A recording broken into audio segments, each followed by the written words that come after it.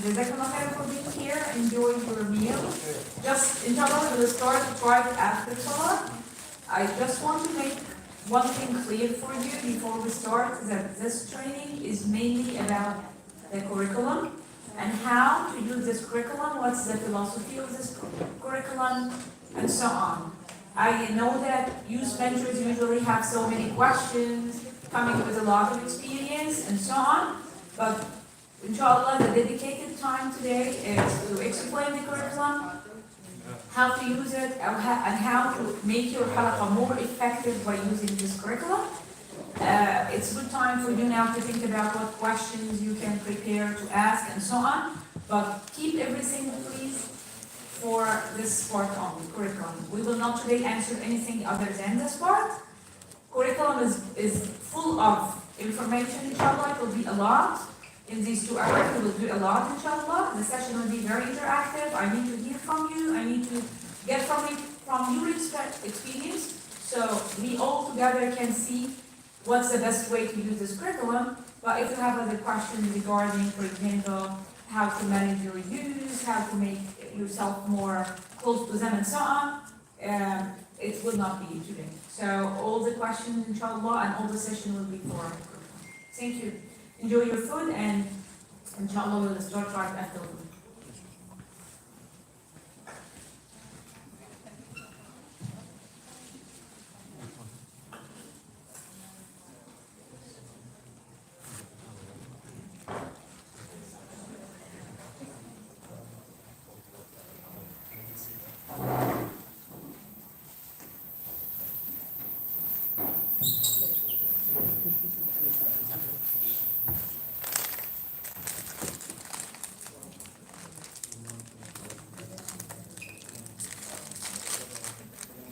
Today, Sister Khadija, thank you so much for being with us. MashaAllah, she has a really impressive bio and a great track record, alhamdulillah, and I think that everybody will find it very beneficial. I'll mention a few things about her. So Sister Khadija and her family just recently moved to Dallas, alhamdulillah, another gem added to the Dallas community. Before that, they spent years in Bay Area in California. So Sister Khadija has been involved since 2008, and throughout these years, her main focus was on tarbiyah and on raising the new Muslim generation, instilling Islam in several different avenues. So she has been part of an usra, and she has been leading usras. And with her usra members, they've successfully organized several different programs, and many of them were very effective. So, for example, the Mass Kids Summer Camps, that was yearly, correct? Yeah. And the Mass Bay Area Quran Quest projects. These are things that you may have heard of even on a national level, because they were very, very successful programs, mashallah. They ran these signature projects, and they have improved year after year, been going for a very long time. Additionally, Sister Khadija has helped in planning and developing many other mass activities and projects, such as social events, youth camps, tarbiyah, qiyams, and the Sira Quest.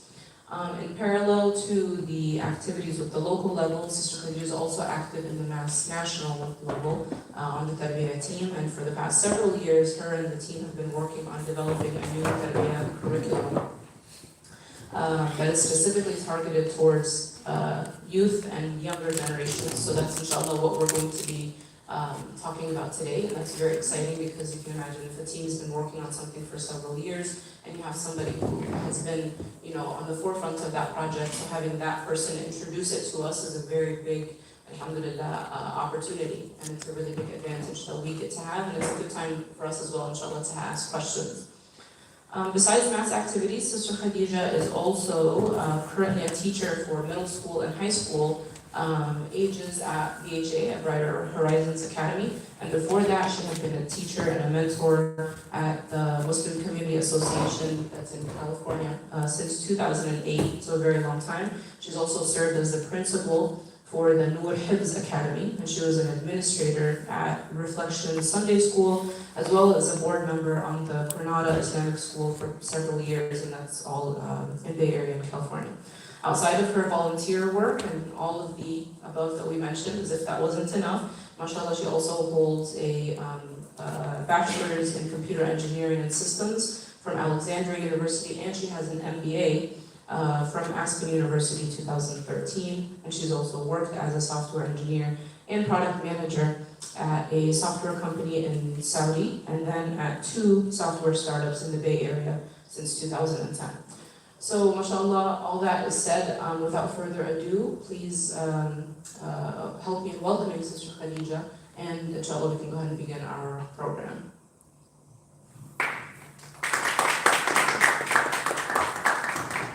Jazakumullah khairan. It's my happiness and pleasure to be. Is this clear? This sounds clear. It's my happiness and pleasure to be with you. As she just mentioned, I'm new to the area, and alhamdulillah, I'm happy to be with you today.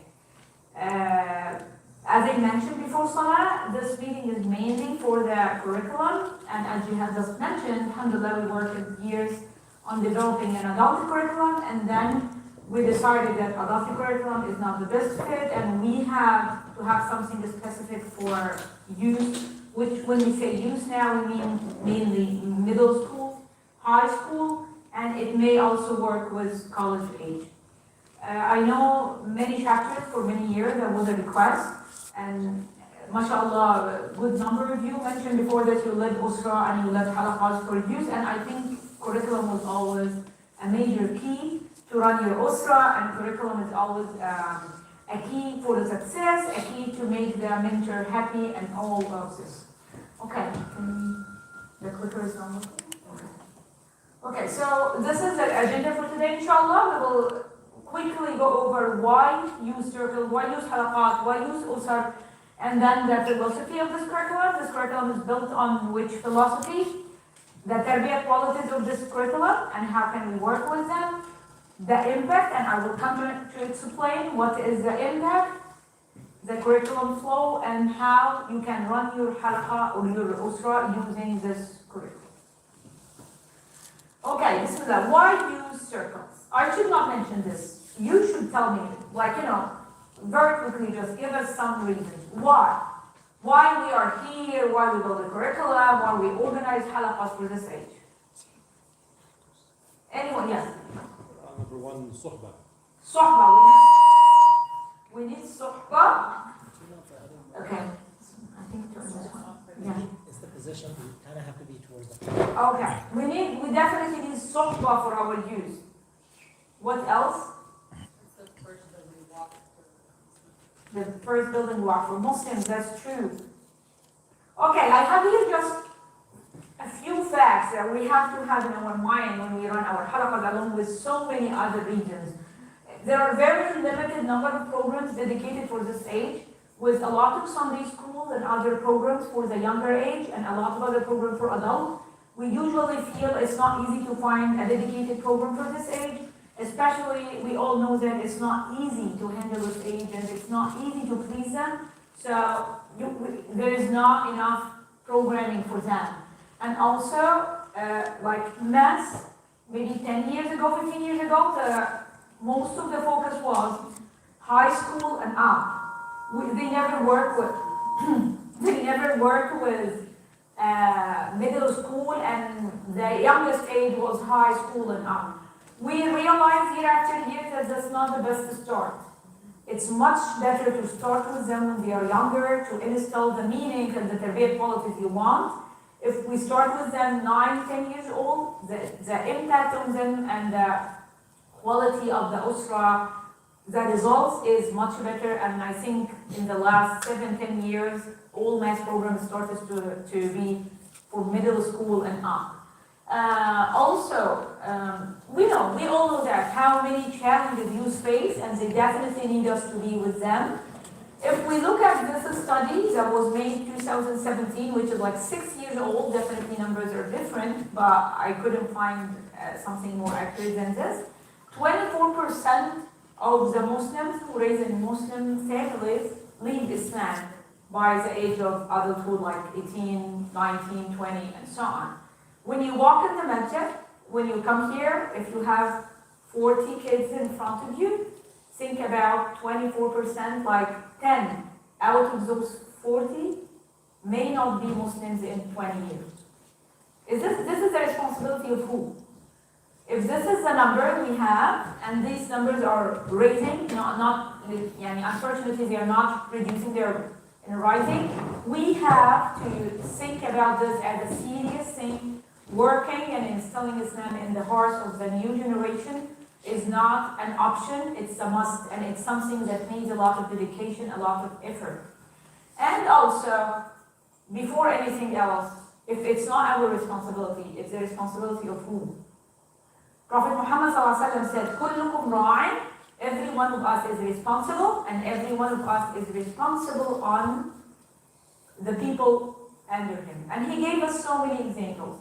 We are responsible for our kids in our household. We are responsible for the kids here at Mass, for the kids in the masjid, for the Muslims who are in other families that Allah did not bless them with this amount of Islamic knowledge or this amount of... MashaAllah, Sister Khadija just gave us an example. When she was in high school or college, Allah blessed her with a group of older girls who taught her how to lead. And alhamdulillah, till now she's leading. Everyone is like her? No, not everyone blessed with this. If alhamdulillah Allah blessed us with this, then it's a responsibility on us. We learn and we have to give back to the community. With many other, of course, reasons, I just wanted to share those reasons with you. And remember, always have this hadith in your mind. لَإِنْ يَهْدِ بِكَ اللَّهُ رَجُلًا وَاحِدًا خَيْرٌ لَكَ مِنَ الدُّنْيَا وَمَا فِيهَا. If you put this effort, I know, I deal with youth, and I know how many times we come home frustrated, unhappy, feel like, why I put all of this effort? I don't see impact, and I think I can do something else. This hadith, put this hadith always in your mind. Put it in front of you. One person to be guided to Allah subhanahu wa ta'ala through you is enough. It's better than everything in this dunya. One person, yes. If you lead in your halaqah 8, 9, 10, if you have in your history 4, 5 halaqat in mind, no one is guided by any word except one person. This person can be a reason for you to go Jannah, yes. Do you think it's worth it, all the effort we do? What do you think? Think about it and have this hadith in mind, because I think this hadith is a motivation for everyone working to lead others to Islam. In 1 minute, think in your mind, what's your intention to be here? What's your intention to lead Usra for youth? Why you are doing this? And as much of intention as you can have them in your mind. Just like maybe 1 minute. You can write it down, you can have it in your mind. Renew your intention and ask Allah subhanahu wa ta'ala to guide us all to the best and to always do this work for the sake of Allah subhanahu wa ta'ala. When you look at this picture, what's the first thing that comes to your mind?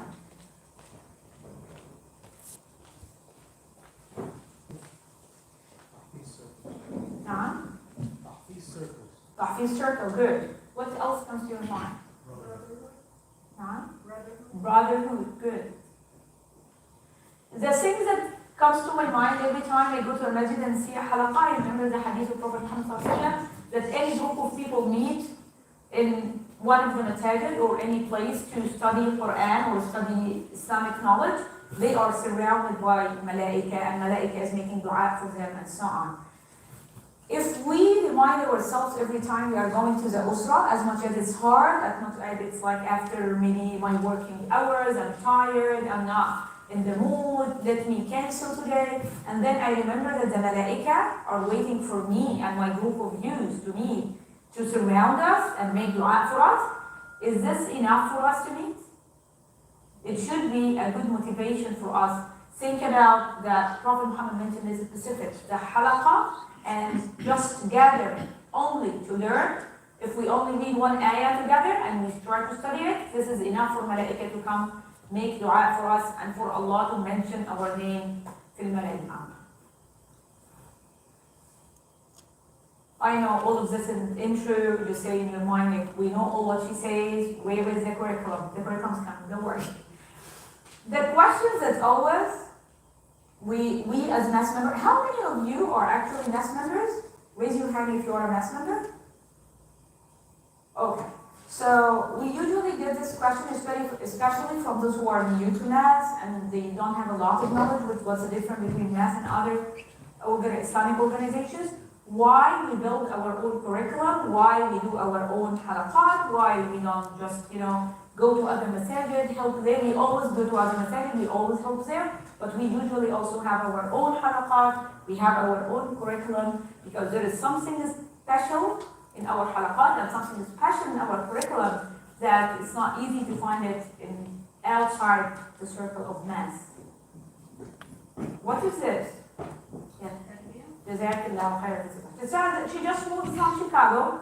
She's here for not very long time. Maybe she doesn't know a lot of people here. But she was able to answer the question that I'm coming from California. I met here once. And I prepared the slides years ago. She's able to say the same word I have here. And I know people here also know this. Tarbiyah. So for anyone that's new to mass or not very involved in mass work, tarbiyah is the main concept that distinguishes between mass work and any other work outside mass. What's tarbiyah? Is this normal here in Dallas that people don't participate, or how it is usually? Just to if this is how the usra is, I'm meaning usra tomorrow because the usra they don't give me time to talk. They keep. If this is how usra is here, it's good. At least mentor has ability to talk. That means we know everything. And this is another thing. Maybe So tarbiyah, okay, if you can click. Tarbiyah is one more. Is the systematic development and coaching of the mentee, starting from young age, going all the way to be Khalifatullah fil ard, the representative of Allah subhanahu wa ta'ala. So many other definitions for tarbiyah. What we want to say is that we follow up with a person, we start with them in a young age, we keep following up, we keep raising them. We know what's going on. It's not about the time we meet and then everyone go and I don't care and they don't care. It's not like when some public school is telling you we dismiss kids at 3, after 3, I don't care.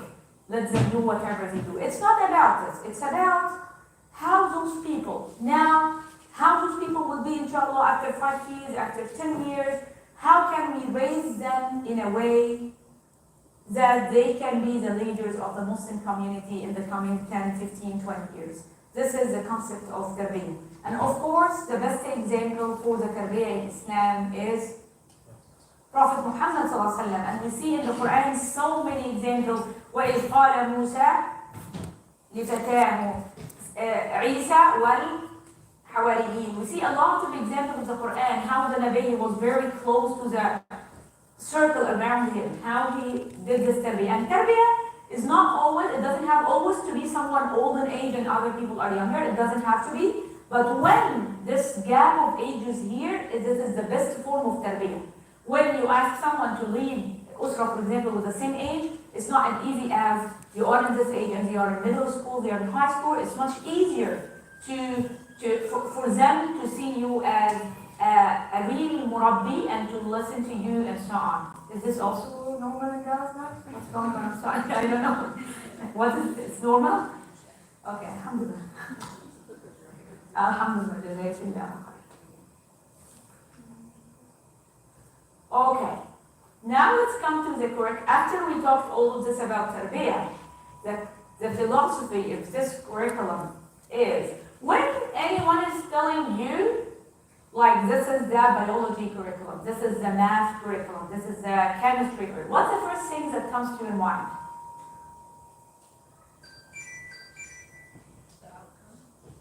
Good. So, good. What's the outcome? Good. And this outcome is assessed based on Milestones. good milestones, and those milestones are built on Content, teachings. the content. Good. What's the content? What's the outcome? All of this is good. Most of the schools' curriculums and other programs' curriculum are built on knowledge. So the milestones are based on knowledge. The outcome is based on knowledge. By the end of this academic year, my student should be It should know 1, 2, 3 in biology, 1, 2, 3 in math, and so on. Even, not only in schools, even in many Islamic programs, by the end of this year, we will memorize 2 surahs from the Quran. We will know the tafsir of this surah. We will study 10 hadith, and so on. It has a goal, and this goal is based on knowledge. I think this is the most important thing we want you to think when it comes to this curriculum and think about it. We, as math, should not have our goal based on the amount of knowledge. It's not about the amount of knowledge that we transfer to our youth. It's not about the amount of knowledge. It's about what? It's about the impact that we want to see on them after we study this curriculum together. You tell me, how many people know how to pray but they don't pray?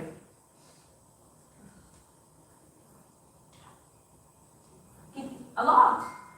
A lot of people, they know how to pray. But so now they are not missing the know-how. They are not missing the fiqh of salah, but their heart is not here to pray. So they studied how to pray, but the impact was not here to let them pray. So when we talk about tarbiyah, and when we talk about that math curriculum is different than others, we wish for all the mentors who work with youth to think, I should not assess myself, assess my halaqah, plan for my halaqah. All of this shouldn't be based on the amount of knowledge. And if anyone here, I think some people mentioned, mashallah, that they are teachers. I know that it's all about the amount of knowledge. And my students, alhamdulillah, they did this part, they know how to say this, and this is enough for them. What's the assessment at the end of the year for the teachers, for the schools? Test. A test is about knowledge, yes.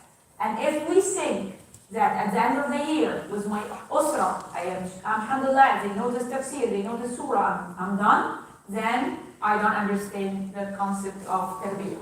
So, this curriculum is built based on the tarbiyah qualities that we want to instill in our youth and the impact that we want to see on them. It's not built on, alhamdulillah, I finished Juz' Amma, Juz' Tabarak, let's move to Qad Sami'a. I'm not saying we don't study Islamic knowledge.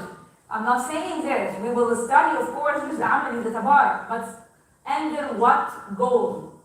Me as a mentor, I'm teaching them this because I want them to know this information, or I want this information to have impact on them. As a mentor, I have to think in this way. I want to see this on them. Okay, before we go to the qualities, let's go with the phases, and then we will go to the qualities, inshallah.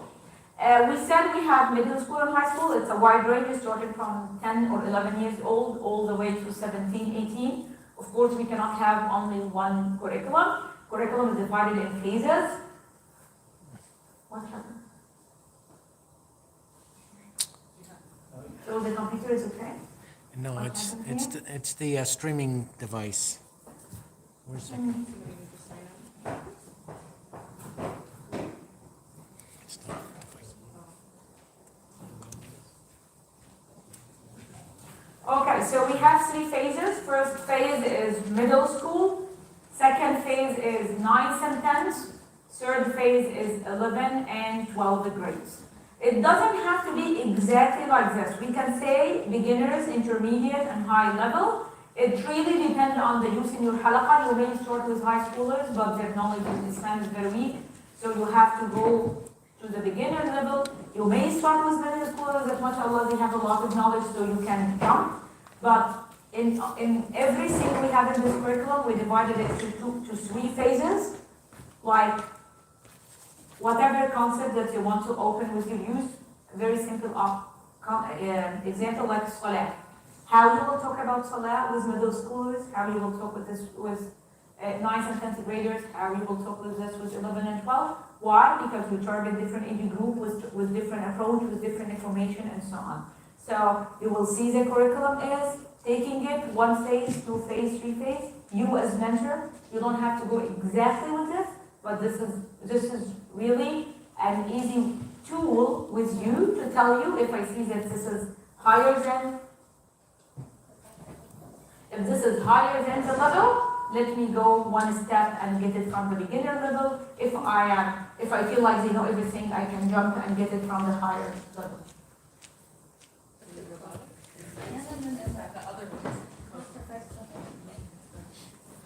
So the adult curriculum is built on tarbiyah qualities, and those are the qualities that we need to focus on them while working in our usr. And this is similar, but the qualities are different. So we have 5 tarbiyah qualities. Those are the qualities that we feel we need to have in our youth, that we work with them to see those qualities on the one before. Okay, so those are the tarbiyah qualities we have for youth. I will go with each one of them. How the curriculum is built. We shared yesterday night, we shared a document with you. If you can open it now on your phone, it will be great. And maybe after this training, inshallah, if you read it thoroughly and go with the detail, it will be very beneficial with you. This document is the base for this curriculum. We started with building 5 tarbiyah qualities. Those are the qualities that we want to see on our youth. For each one of these qualities, which they are not here, okay. For each one of these qualities, we decided together, like, what's the impact that we want to see regarding this quality? What's the impact we want to see regarding this quality? And so on. And from here we started.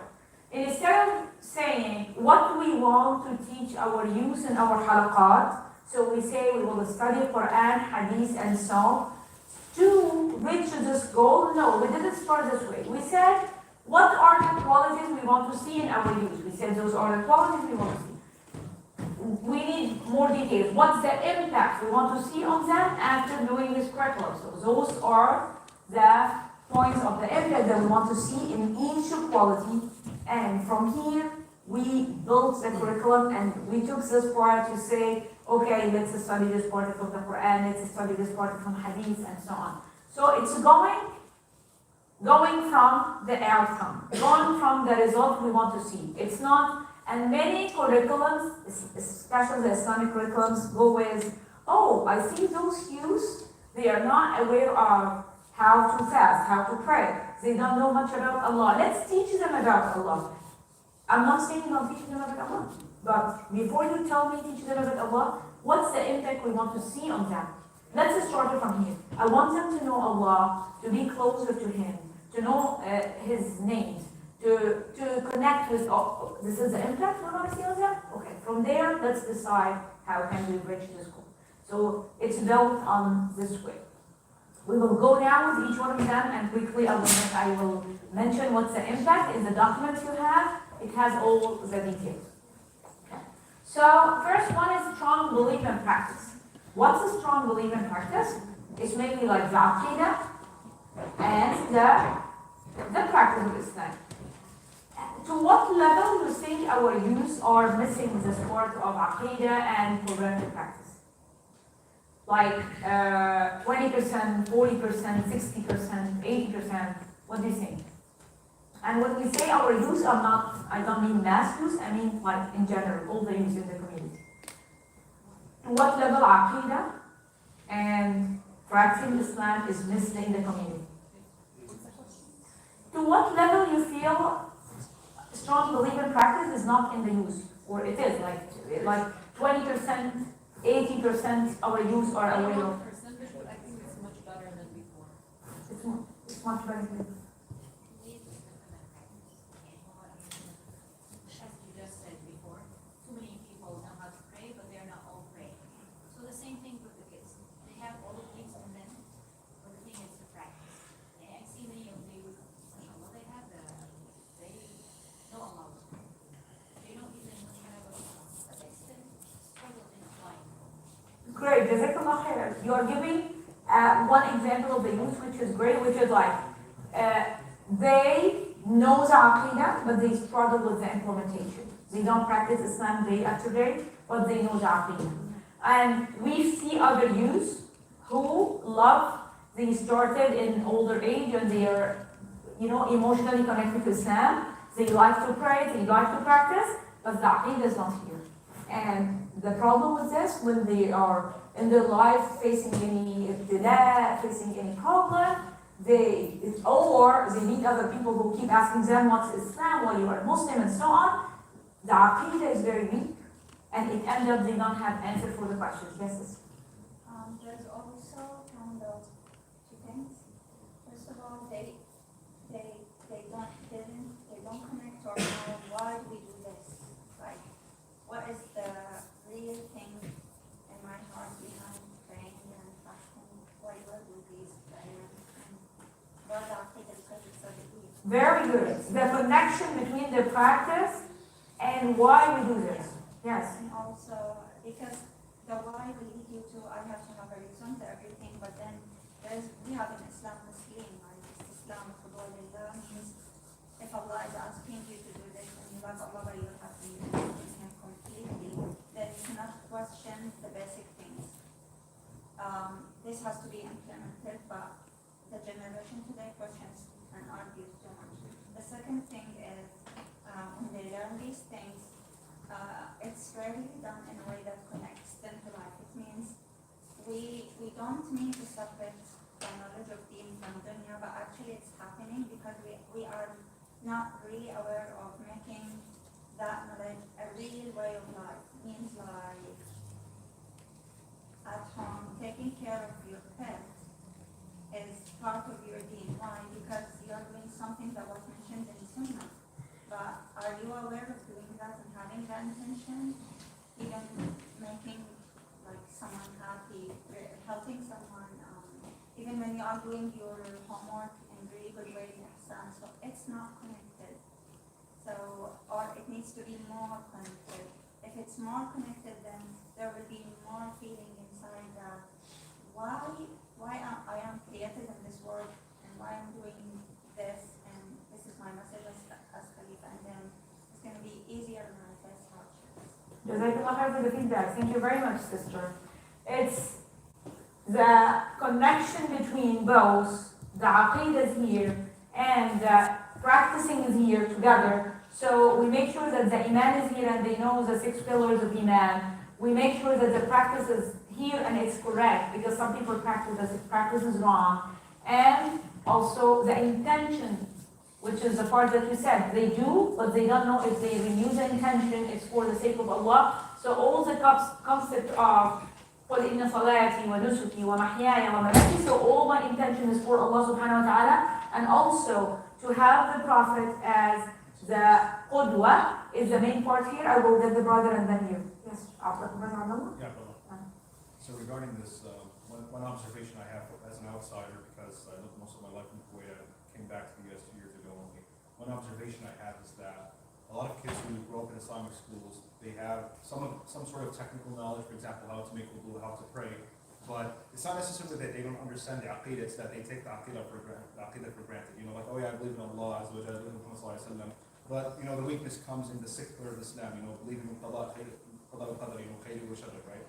And at the same time, you see that folks who are a bit older, you know, they realize they're going to go back to the deen, and they go to different halaqats. A lot of those halaqat, they focus on the spirituality, you know, especially the qada and qadar part, you know, believing in your destiny and that everything is going to turn out to be better. So there's a lot of emphasis in it, but unfortunately, I don't see people moving from that level to, okay, let's now know how to become Muslims through practice. So a lot of people may say like, oh, I feel connected to Allah Azza wa Jalla, I have that spirituality, whatnot, alhamdulillah, you know, I believe in whatnot, but we fail to translate that into actual practice. Okay, do you know how to fast correctly? What are arkan as-sawm? Do you know how to salli? One common theme when it comes to lack of technical knowledge is fiqh, for example. A lot of folks, they lack technical knowledge of fiqh, and I have not seen, especially I've not seen some sort of training or session where even the basics of fiqh, for example, how to wipe your socks, discussed. Like overseas, we complain about how fiqh al-jum'ah, they cover those technical stuff. Like, I know how to wipe my sock. Let's talk about our Muslim brothers around the world. But here it's the opposite. We focus on the spirituality. But there is some stuff we still have to know. It may not be as important.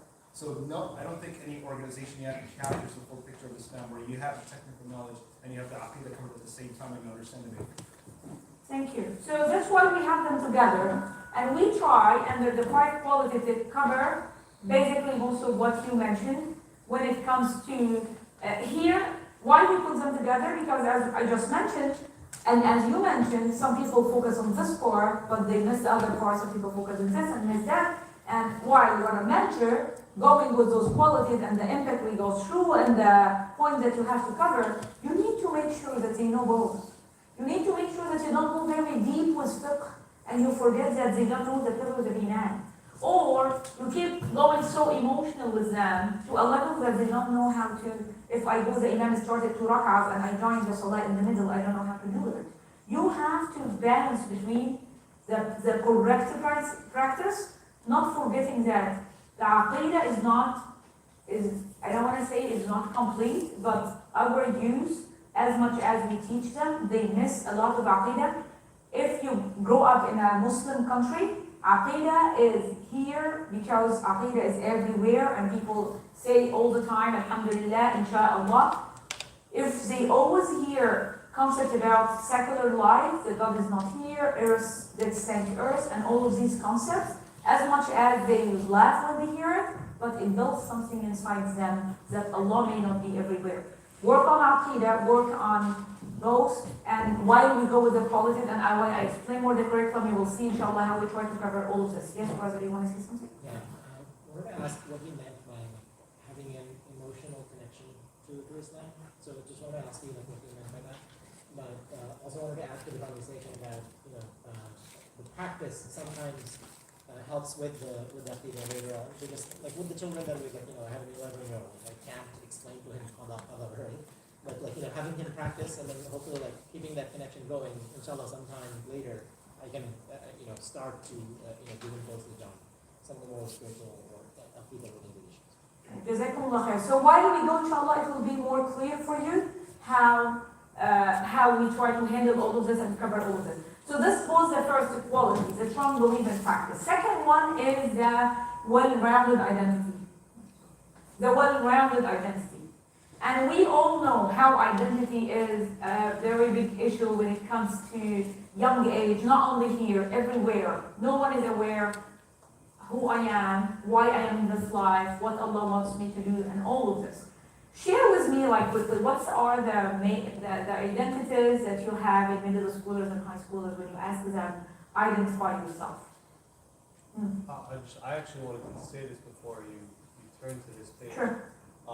Based off my personal experience in New Jersey when I was dealing with youth, that was actually the biggest issue we were dealing with there. It was more of they know the aqidah, they have the exposure, right? They were raised under Muslim roof household, but when they go to school, which is the biggest problem, is that children are more exposed to the school atmosphere, non-Muslim atmosphere, friends.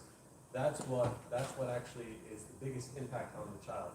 And to not have a strong Muslim identity was the biggest issue we were dealing with in ICPC. And so I think this is a really strong point here, and this should be taken the most serious, in my opinion.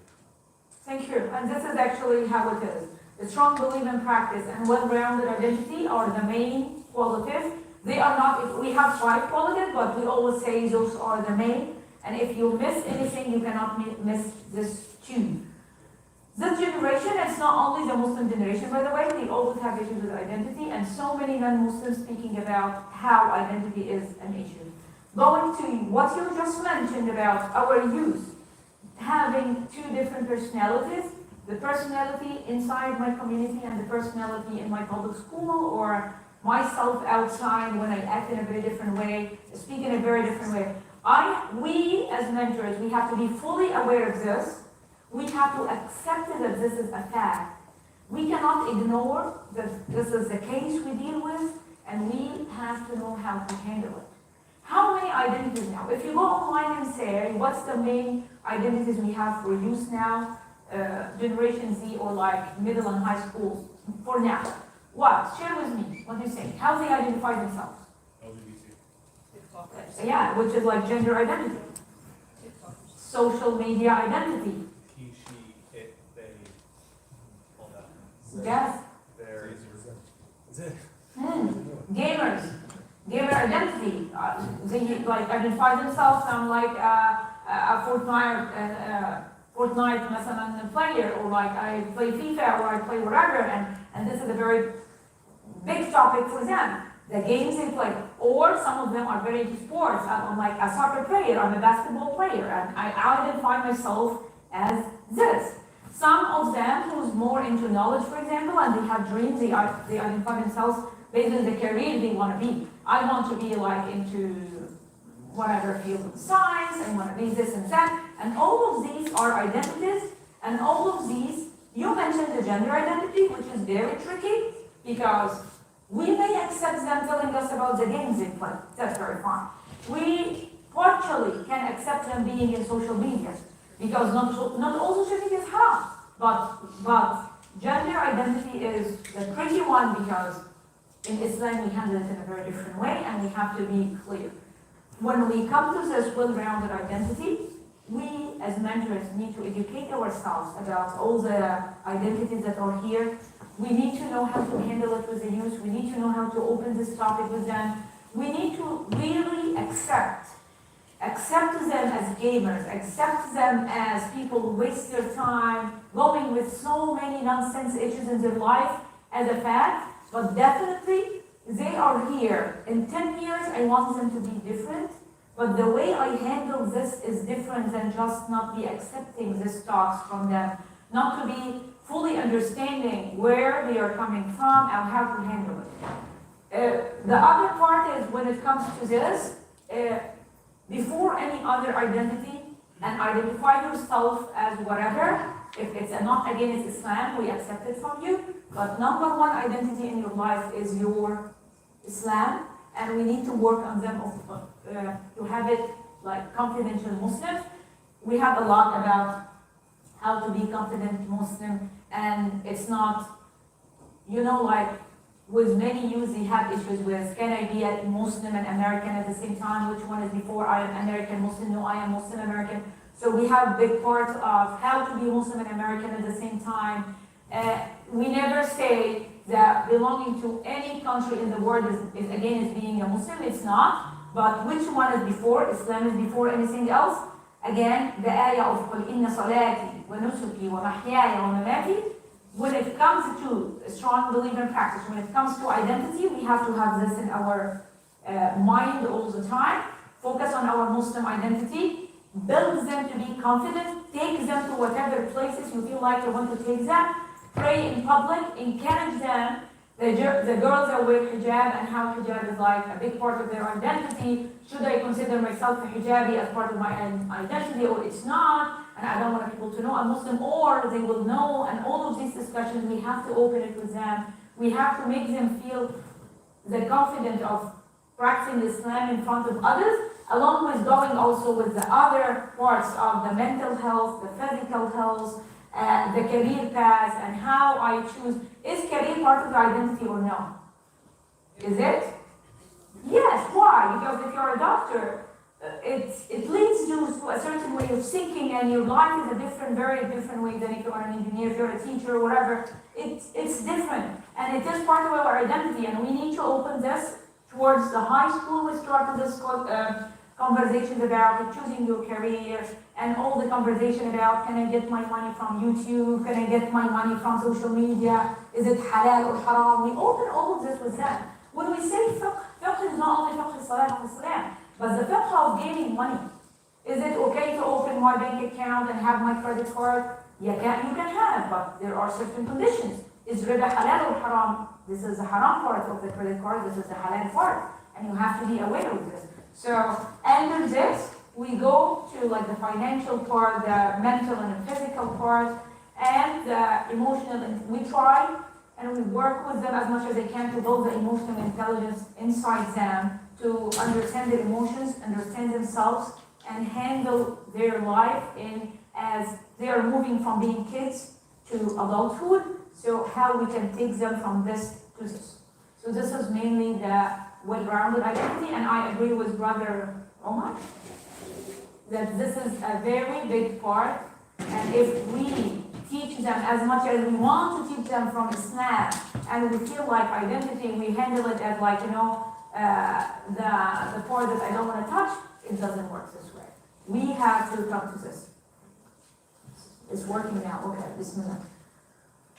Okay. Then we have future leaders. And the definition of leadership in this age is very different than the definition of leadership in Islam. So we actually, while we were working on the curriculum, we had a lot of discussion about should we use the word leader or not to use it. When we mean leader, we mean ra'i, we mean mas'ul, someone responsible. And this is the concept of leadership in Islam. And I don't think we should not use this word just because it has a different feeling nowadays. When you tell youth leader, what comes to their mind? What else? Influencers. Those type of people who have the influence on others, especially those who are on social media now, so many people follow them. Celebrities. Are celebrities leaders? Yes. Islamic definition of leadership, they are not, but what's in their mind, celebrities are leaders. Social media influencers, Sister, what's your definition for leadership? that's the thing. So our definition is the Islamic definition of leadership, and this is a part of the curriculum. In their mind, the definition of leadership are those people who have a lot of influence on others. Those like celebrities, for example. So when we come to this, we try to explain the concept. Islamic-wise, كلكم راع وكلكم مسؤول عن رعيته. This is the ra'i is the leader in Islam. And the other part of the leadership is also to be able to take initiative when there is no one is taking the initiative. If you are in a public school and there is no musalla, how can you go and ask for this? If you are in a place, it doesn't always be Islamic, by the way. Take the initiative in general, like imadatul adha an tariq sadaqa. If you are in the street and you see something in the middle, so you teach them that this is the leader, the one who's taking initiative, the one who's responsible, and this is the Islamic definition of leadership. Going to all the definitions, how this word got misunderstood year after year under the effect of all social media influence, celebrities, and so on. All the details is with you in the document, inshallah. For the active member, sometimes, not all the time you will be a leader. But in all your life, you have to be an active member. And when we speak with the youth, we take it from the very small circle to the very wide circle. What's a small circle? My family. Am I an active member in my family? Do I help my mother? I help my brother, my sister, my dad, my grandma? So this is small, along with the concept of brotherhood and sisterhood. Do I have the Muslim circle, the Muslim sohbah in my life? Am I active member in my asdiqa, sohbah, whatever? Do I have it? And then taking it wider to the community, the Muslim community. Am I part of the Muslim community?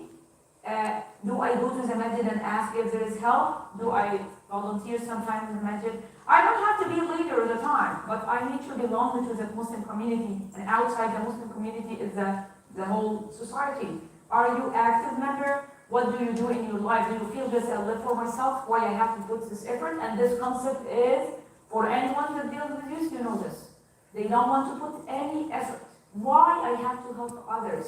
Why? And when they have volunteer hours or like service hours, they come, they sign. The moment they are done, they are done.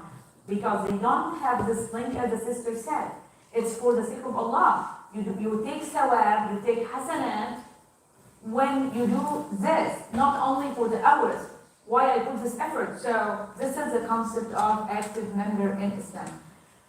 And the last one is the knowledge lover. We have knowledge lover in the adult curriculum too, but when we focus on youth, actually this is very critical. It's two parts. One of them is to encourage them to read as much as they can in the Islamic knowledge, learn as much as they can. MashaAllah, here in Dallas, we have a lot of other institutes and programs and so on. Encourage them to have this as a goal in their life, but also something very important, we have to teach them how to criticize any piece of information in front of them. Can I just open YouTube and watch any video in front of me? So my friend is sending a link to me. I open the link. In the first 2-3 seconds, I realize this video is inappropriate. Should I continue watching? Should I continue reading? Should I have all of these discussions with my parents about the books I read? I get this book from the library. How can I criticize this book, this video, whatever here, all the information around me, what's appropriate, what's inappropriate? How, I don't have every time to ask an adult, and I will not have the supervision every day, but imagine the amount of information. Instead of us sending them, it's very common between parents. You know, parents, this is the list of the good books that you should allow your kids to read. Don't let them read more than this list. This is like 50 years ago style of reading. It can't work now. Don't tell your kids read those books. Teach your kids how to criticize any information in front of them and remind them that Allah is watching me. It wasn't my intention. I found the video on YouTube. I didn't mean it. Video after video, and it's in front of me, and I'm watching. What should I do in this moment, and how can I stop myself? We have to be very open with them in the knowledge level part, and we encourage them as much as we can. Not only this, but also in building the career and so on. I'm not sure to what level the community here and the youth are motivated to do. Some of them are, mashallah, very motivated. They want to study, they want to be something. Some of them just, the dream is to be like, influencer, gamer, whatever, and they feel like this is the best career ever. I will make a lot of money. I will sit on my couch for the rest of the day. So maybe we also need to work on them with this. Okay, we mentioned now what's the impact that we want to see on them, and what are the points that should be covered with them. Let's come to the important part. We keep saying that it's all about tarbiyah, and it's not only about the knowledge we transfer for them. So in this slide, we will talk about how impact happens. How, for myself as a mentor, to see if this is the correct cycle of tarbiyah I use with my youth. In this part, we adopted the theory of the change. You will find a lot of theories online, and for those who are in psychology, of course, you know a lot. We adopted this one, and we think it's a good one for the curriculum. I will explain it briefly, inshallah, and I hope you all get to this practice, because I think if you get to this practice, it will be very easy for you to go with the curriculum moving forward, inshallah. Based on the theory of a change cannot happen, or impact, you cannot see impact on the person in front of you without three main components together. You have to have these three main components together to see the impact on the person in front of you.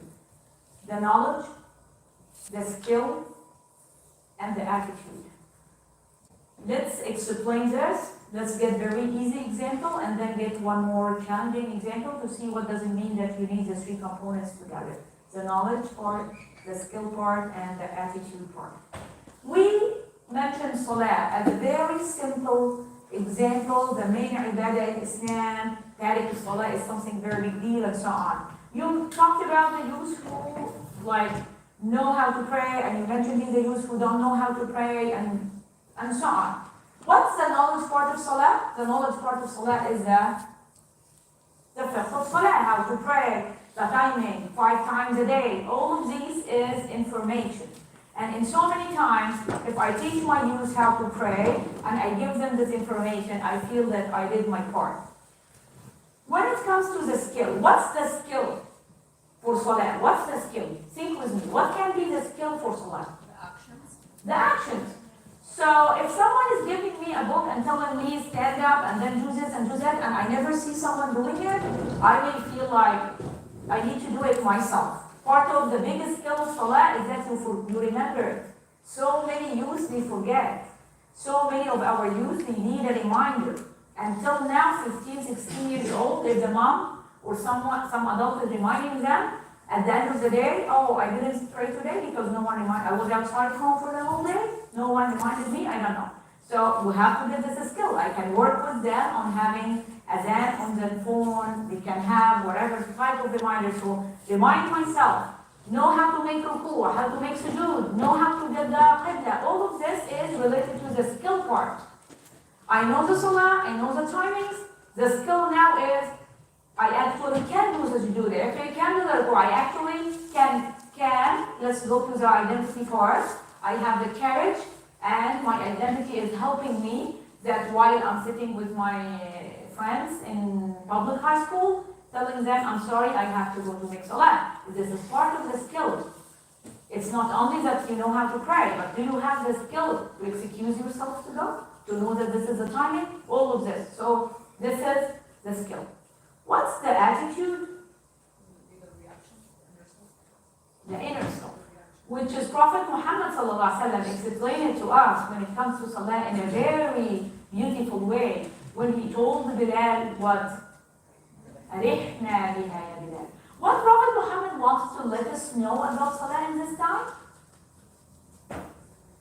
That it's not only about that you know how to pray, and it's not only about the skill, but what's your attitude? Do you have this feeling of, is this a zaraha of the day? Do you have this feeling, I'm happy going to do my salah? Big part of the youth who, after a certain point of time, they don't practice Islam is not because they miss the knowledge. It's not because they miss the skill. They miss the attitude. And their parents were, we don't want to blame parents, we are all parents and we all make mistakes, but sometimes we do it in a very harsh way. We don't know how to handle it in a way that we build bad attitude with this Islamic life. Memorizing Quran. How many of the youth tell you, I don't want to memorize again because I wasn't in this school and the shaykh was hard or whatever. This shaykh, Jazakallah khair, he worked on the knowledge part, the skill part, he didn't work on the attitude part.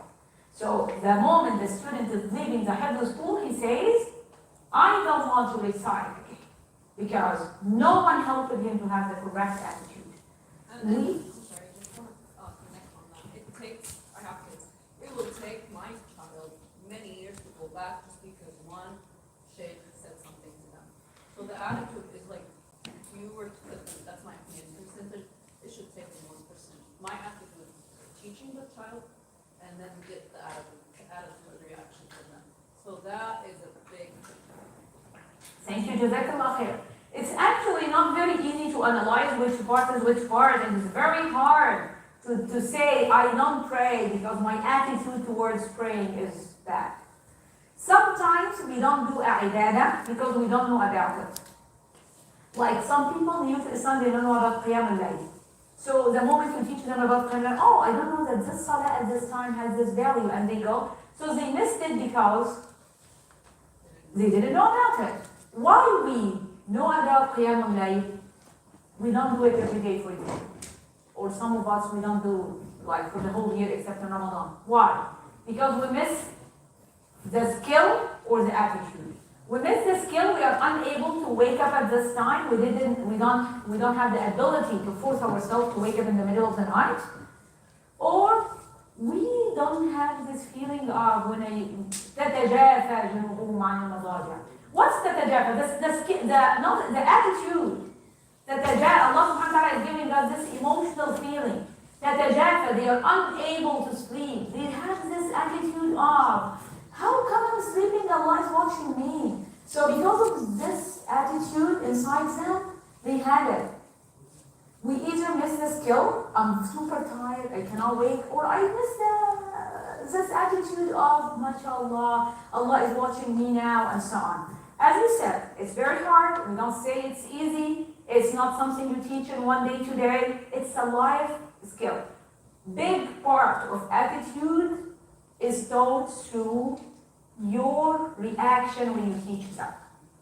How many of our shuyukh, they come to an ayah, and when they read this ayah, they tell us our shaykh, while he was reading this ayah, he used to cry.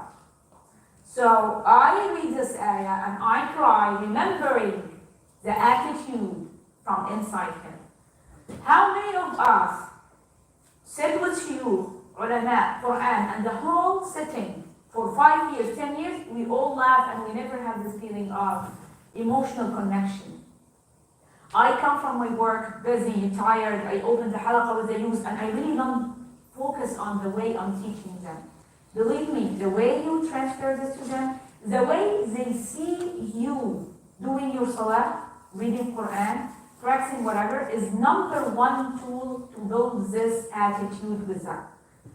The best tool for the skill is to take them and tell them, let's we all together practice this. I will give you example. If you have Quran halaqa, just another thing. If you have Quran halaqa and you memorize Surah Al-Baqarah, for example, ask them that today, inshallah, we will wake up in the middle of the night and we will not open the Mus'haf and we will recite Surah Al-Baqarah in our salawat, for example. So now you, in a very easy way, try to teach them the skill. That, no, it's very hard. I will not be able to do it. I don't memorize well. I don't feel comfortable not to hold my Mus'haf. No, it's okay. If you make mistakes, it's okay. So you keep pushing them, you keep telling them it's okay. Second time, we will meet together, 5 a.m. in the masjid, we will pray. So you try to push on that skill now. When you push on the attitude part, is when they see you 5 a.m. smile, with this smile on your face, very happy. If we meet, they see how come you feel it. Different person. And let's go for whatever after Fajr for this coffee. So you try to build this connection of, we spend this very spiritual time that, you know, in this, like the Sahaba used to say, like, when I heard this ayah, كاد قلبي أن يطير, like my heart was about to fly. What is this feeling? This is the attitude. This is like, you hear an ayah, Umar ibn Khattab, to hear one ayah, and then he's like, you know, he's crying, or like his whatever reactions they have on him. This is the attitude part. And if they see this attitude in us, it's very different. Let's take now another example of this. I told you I will spend some time with this because I think this is the core of the tarbiyah and the core of this curriculum. Ramadan. Let's get Ramadan as an example. Youth. What do you think the attitude of the youth towards Ramadan? They love it. They love Ramadan. The attitude is 100%. They love Ramadan with all of the decoration, invitations, iftar, they play in the masjid. I'tikaf is more like sleepover party and all of that. So the attitude is here. So when I work with them in Ramadan, I don't think I need to push much on this. However, what's the amount of knowledge they know about Ramadan? I would say 50%. They know a lot about Ramadan, but there is still that they don't know about Ramadan. So, is there a big push of knowledge? Yes, a lot they can know about Ramadan, the fiqh of siyam, how to do this, how to do that, and so on. And the skill. What about the skill? I think the skill is like maybe... It's good, it's fair enough. It depends. Some of them, they come to the masjid with this very high attitude towards Ramadan, but the skill of I will spend the whole time praying Tarawih is not here at all. They pray only Isha and they leave. So it means the skill to practice is not here. So when I manage my halaqah, I put these qualities, those points in front of me, and I put the topic, Ramadan. Where is the attitude? Alhamdulillah. Attitude is here. They love Ramadan. Alhamdulillah. Let's build on this love. We love to meet in Ramadan. We love to do the iftar together, the suhoor together, whatever. Let's build on this. And instead of we just meet for suhoor, for nothing but talking, no, that's not the time for talking. This is the time for ibadah. Give them the needed knowledge they need to know. The knowledge will give them the motivation. Yes, now I started to have the motivation, but I think it's hard. Let's meet with them. I will meet with you in the masjid, guys. We will be together in the ahkam. I give you the skill. I will call you 4 a.m. before suhoor. I will do this. Let's have a WhatsApp group. Let's talk on Discord. Whatever. Work on this part and feel like this is the missing part. When we do this, what's the needed knowledge? What's the needed skill? What's the needed attitude when it comes to any topic? Yes. So I'm just wondering about that. Is it safe to assume that for building the attitude that we need, we're working more like on a spiritual connection, emotional connection type of thing, or I don't think it's the leadership, but it's part of it, or not? Yes, it is. I agree with you. It is. It's all about how is your heart. Prophet Muhammad told us, "Al-Iman huwa ma waqara fi al-qalb," what's inside heart, wa saddaqahu al-amal, and there is amal that resists. So what's ma waqara fi al-qalb? All the emotions. Where is the place of the emotion inside ourselves? The heart. So what's your emotion? What was our emotion when we came to this? Are we excited to listen? I'm coming to meet my friend. It's very connected to the feeling, the niyyah, the intention, all of this together. And it's different from one topic to the other, and sometimes it's very hard to say what's the attitude here, what's the skill here. I know. I'm just giving you some examples to understand it, and then I will, when we move forward, inshallah, I hope it will be easier. Is this ordered, like an ordered knowledge skill, or does it kind of like? No, it doesn't have to be in order. I gave 2 examples, صح? We gave now 2 examples, when the attitude is the missed part, when the skill is the missed part. To teach. No, so yeah, so sometimes you don't need to touch one of them and you will mainly work. If I have a group of youths who know exactly how to pray and they tell me, we taught this in Islamic schools for so many years and we know this exactly and we have the skill and so, but I don't have the motivation to do this, go straight to the attitude. Go straight to this one. When you have converts, like group of convert people to Islam, for example, I'm just giving an example, we mainly focus, mashallah, at this moment the attitude is very hard. They read one ayah and they start crying, the whole halaqah is crying, and the emotions are very up high, the knowledge is zero. No one is aware of anything. So I cannot just keep myself high with the emotions for the whole time. And we keep talking emotionally, and we go home, and what did they teach them today? No, they need to know how to do the ibadah. That's why we started with a strong belief and practice, and focus on this, and don't ever think emotion. And if we do this, it's like more the Sufi style of Islam, which would be up high with emotion, but the ibadah no. Ibadah, practice, aqidah, and also identity, all of this from all the angles. Once you have in the document, because I keep referring to the document, I hope you check it, for each quality, for each phase, I shared with you the impact.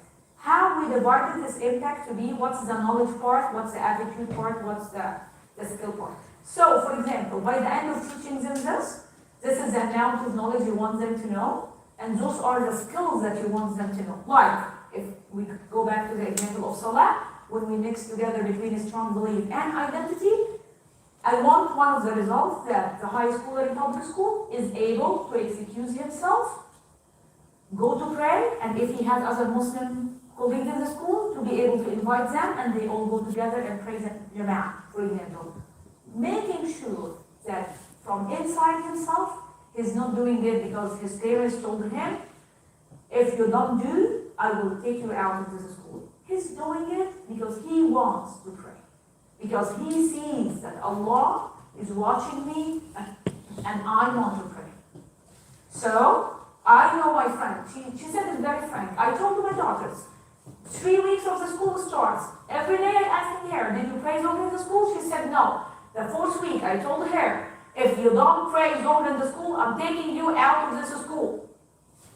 I give you only 1 week. What happened? You tell me what happened. She was forced. She prayed. Yeah, she was forced and she prayed. Do you think sometimes that works? I'm not saying. It works. But why do you do this?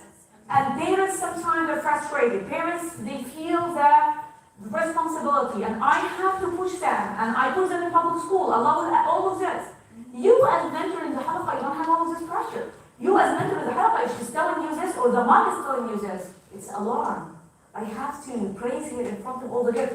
Do you know that Dalia yesterday did this? Can we all make dua for her and praise her and see how beautiful her action? Now you are raising this attitude part. She will cry, telling you, I don't want, everyone is doing it, me, I look bad, everyone is asking, I don't want, all of this. Listen, and give them this time, and give them this environment, and work on this attitude. I feel sometimes that you need to have a balance between educating your child or the youth and then using some type of enforcement. Because, some kids, they're just lazy, they don't want to do it. So I think balance is needed. Of course, especially as a parent. وَضْرِبُوهُمْ عَلَيْهَا إِذَا بَلَغُوا أَشْهُرَهُنَّ. As a parent, but as a mentor, we don't force. Because Allah will not ask me if the kids in my halaqah are doing. As a mentor, you don't use force, you use fear, for instance. I call it. At At some stage. at certain stage, when you reach within certain stage. But in the beginning, you build this connection with them and you work as a mentor. And I can tell you, when I deal with my son, it's very different when I deal with my students.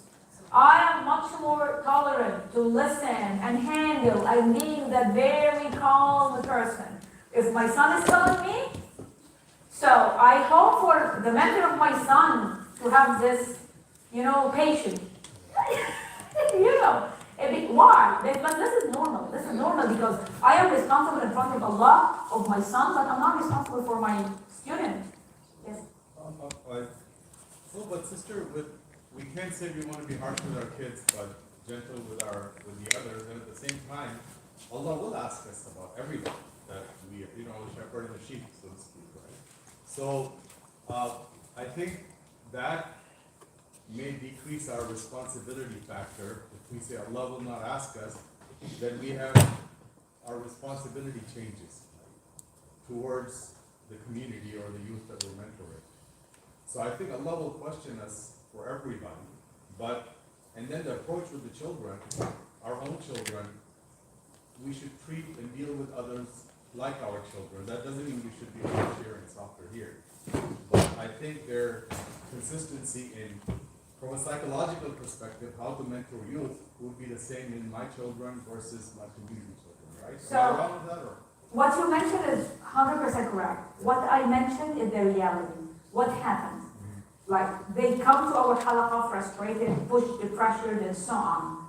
However, I have one thing, even Prophet Muhammad al-Anbiya didn't have this force. The Islam is not coming, we don't force others what to do. Even our kids, we don't force our kids at a certain age to do. However, when they are young, we have those tools in Islam that tell us you are responsible and so on. Without going very deep in this, I'm not against what you mentioned, of course, and I go with you, and this is the ideal part.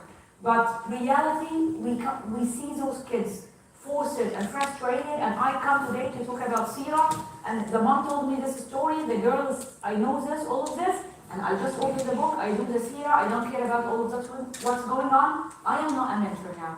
Now, I'm one who's transferring knowledge. And this is not me. I go back to my tools, I go back to the curriculum, I review this, and I do it in a way to make sure that my views are on track when it comes to attitude. Because, again, I believe 50% of those who leave Islam leave it because of attitude. Some people leave Islam because they have less knowledge. Yes or no? Yes. I would say yes. Some people have very weak aqidah. When anyone is coming to them, talk to them about any other whatever theories, because of the weak aqidah, they leave Islam. Yes. Some people leave Islam because they lose the skill. Yes. It's a lot of things that I have to do. Would aqidah be attitude though? I mean, they don't know information in aqidah. They lose this part of information. They don't know many ayat from the Quran. They don't know the answer in the Quran and so on. However, the attitude is the main thing. Yeah, go ahead. Part of losing motivation for our young people that they don't have this realization. Like they feel like there's this connection between the learner and Halakha and what they are facing in their daily life. So you say, okay, these people are talking about Sahaba stuff. They're not, most of them were not raised up here and they don't understand what's going on in our school. So I feel like we need to teach them relevant in that case, and we need to teach them how to reflect with their own emotion. They have this emotional intelligence, they strongly believe in it.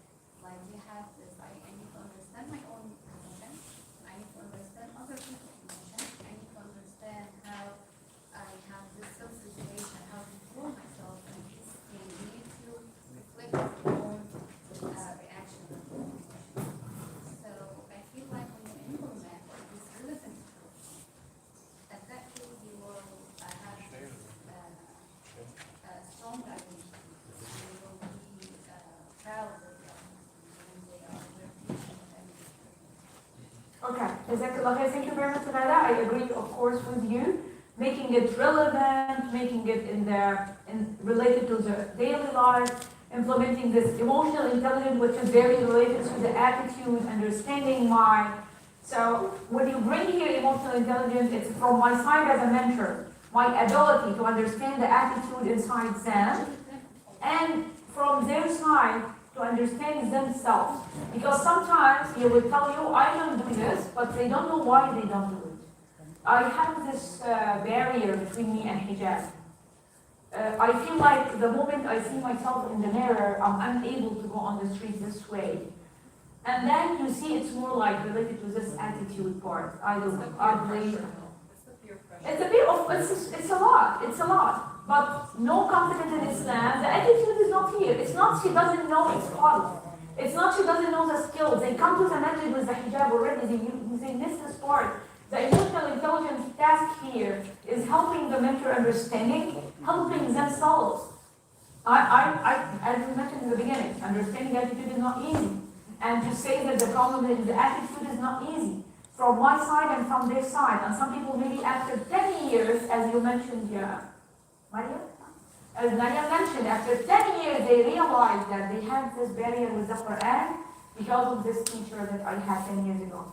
I'm not here to say this is an excuse or no, it's a very other big discussion, it's not mine. My discussion is that as a mentor, we focus on the three. You will find the document with you is based on these 5 qualities we have for the 3 phases. What's the knowledge you need to transfer? What's the skill that you see your youth need? So work on these skills, and what's the attitude we want you to check on them. You will see this. Once you have this, you can have this document, assess your youth, and from there you can say, yes, okay. This is the amount of knowledge I need to transfer. I need to work with them these skills. I need to check this attitude on them. Yes, brother. Okay, I just want to emphasize 2 things. Sometimes kids don't see what they're doing is fruitful, so it's really our job as mentors to sometimes show them, also to make sure that there's a balance so we connect it with something they like. For example, it doesn't bother if you designate 10 minutes of soccer, for example, if you have time to do so, till the behavior is authentic, what we call in behavioral theory, meaning they keep repetition is good and is needed with reinforcement, till the behavior is authentic, means they will do the behavior everywhere in front of anybody, like for example, and then after that, done.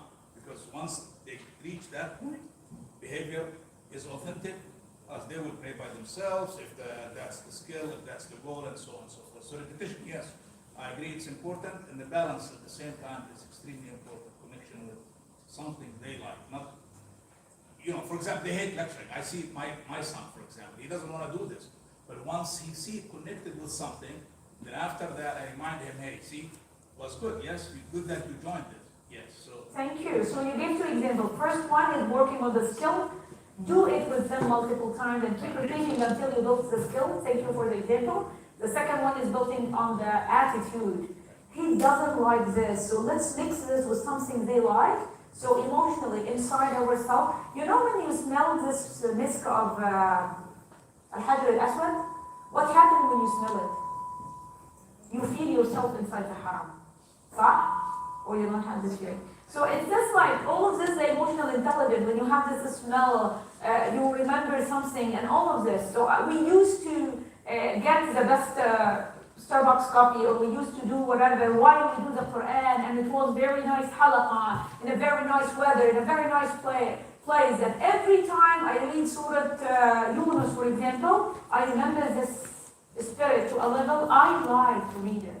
You know this feeling? Or we learned this surah in a very hard time with a very bad teacher. I didn't enjoy it. I don't have this feeling. We work as mentors to build this feeling, and I don't want to run out of time, so I have to go to the next slides. And if we have any questions or additions, we can add them at the end of the Okay.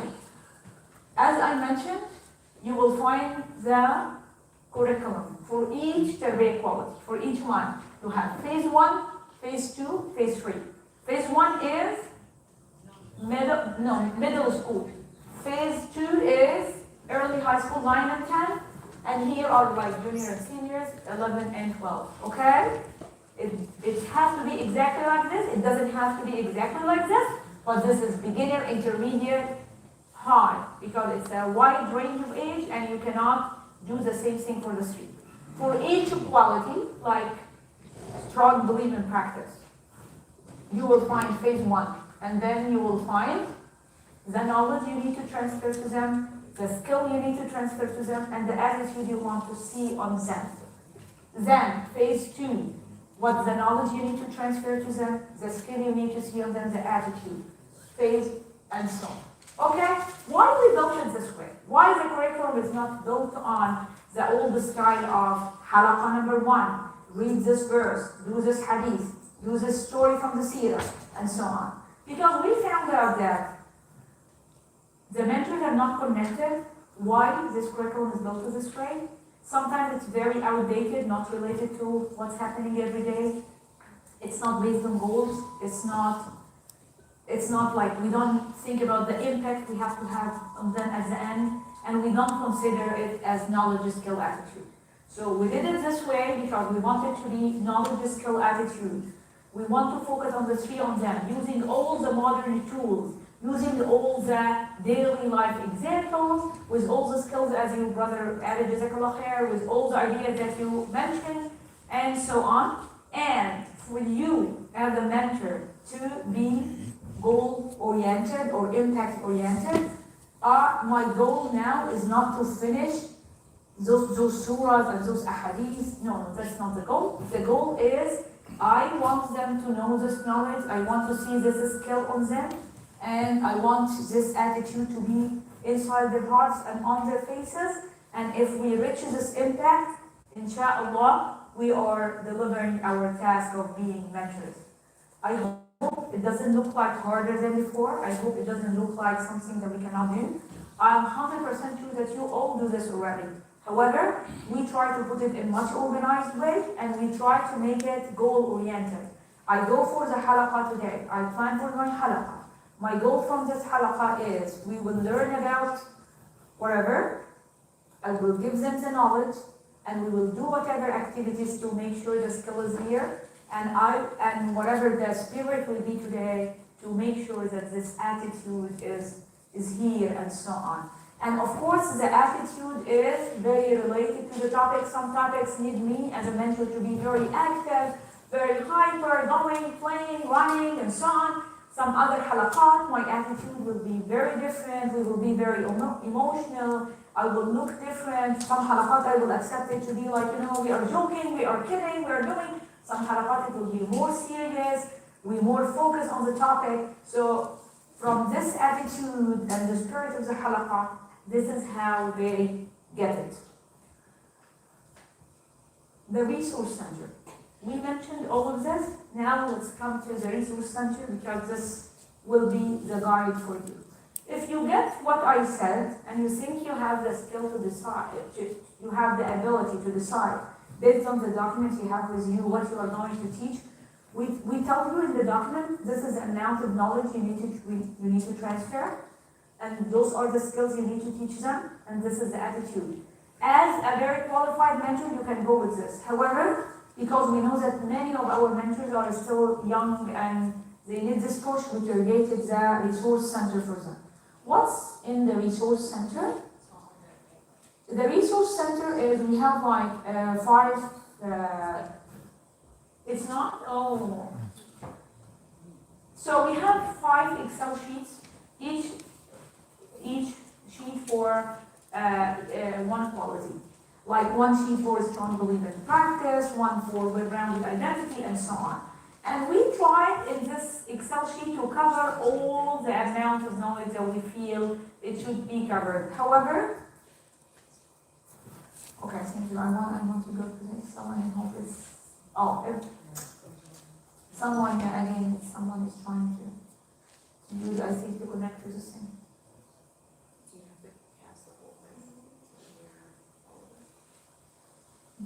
Is it because I'm out of the presentation? Okay, so maybe you need to just...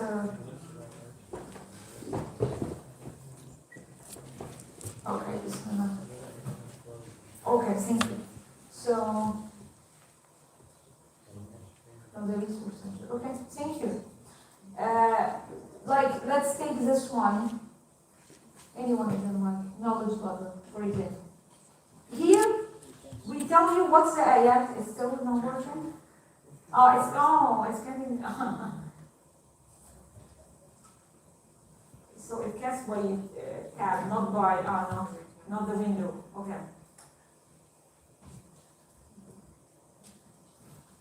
Okay, let's get this as an example. Knowledge lover. We said knowledge lover, we teach them how to be able to criticize any information in front of them, and we want to teach them or to create this love for more Islamic knowledge and so on. So we get ayat from the Quran that talks about ilm and ulama and so on. What Allah say about knowledge in the Quran, the 5 verses from the Holy Quran about knowledge. We study with them Surah Al-Alaq, Iqra bismi rabbika alladhi khalaq, why the first ayah from the Quran is about Iqra and so on. And then scientific facts in the Quran. And also the cause of ignorance. How Allah mentioned ignorance in the Quran. And what's the aqiba for those who don't have knowledge and so on. So here we give you the topics we think is good for phase 1 to talk about knowledge lover in the Quran, and here we give you links and sources. Here, this column is the topic. Does it mean you have to follow this? No, you don't have to follow this. This is a suggested link. I know that many of you, if I give you just a topic, it will be very hard. Those things, we work it on them, we check that it's good source and so on, so we added them for you. If you have any other source in mind, any other book, video, whatever, of course you can use them. But here, we give you a suggested list. If you feel like I want to go with this, it's very easy to follow the resource center. Here also a hadith, like the importance of seeking knowledge, and it's a duty, seeking knowledge is a duty on every طلب العلم فريضة. And then we have also knowledge and Islam, the relationship between knowledge and Islam. And we wrote here couple of points that we feel it will be very important if we transfer to them. Like how to learn knowledge, knowledge is the foundation of Islam, advices in how to seek knowledge, and all of this.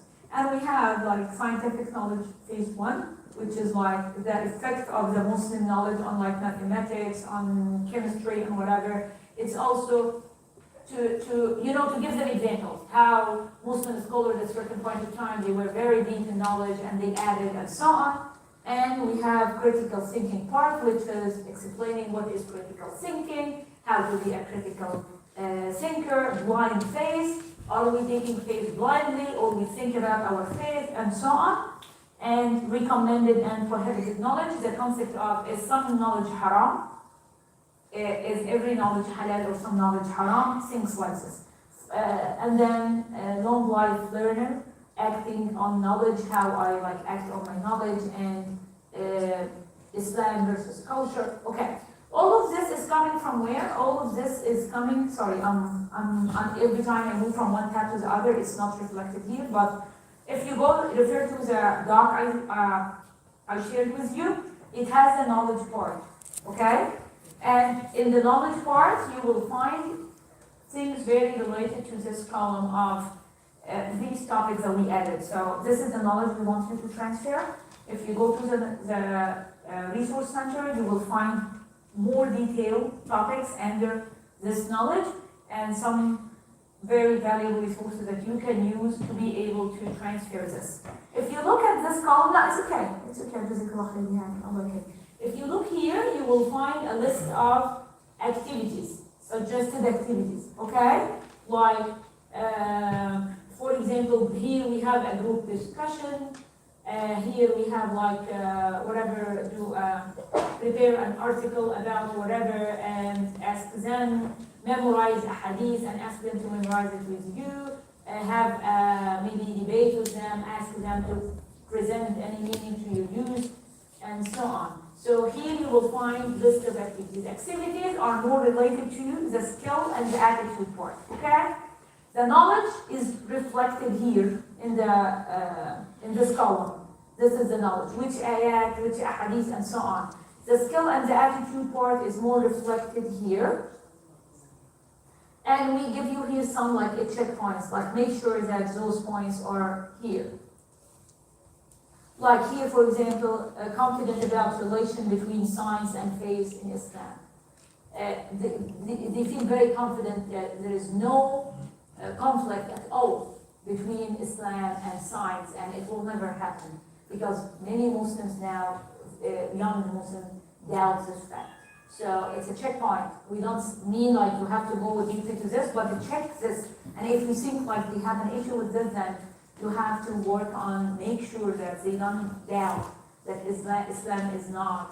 It will never happen that something written in Quran is scientific incorrect or something. Why? Because Allah is the one who wrote this book, and part of our belief is that we don't work hard to keep, saying that we prove this series through Quran and outside. It's not about this. We don't have any doubt that anything in the Quran is wrong, and that's it. We don't have to go very deep about Darwin, for example, and how this is mentioned in the Quran and the relationship between this and Adam and how can we connect with them. All of these are very important topics for youth, and it takes a lot of time for them to think, and so we cannot ignore it.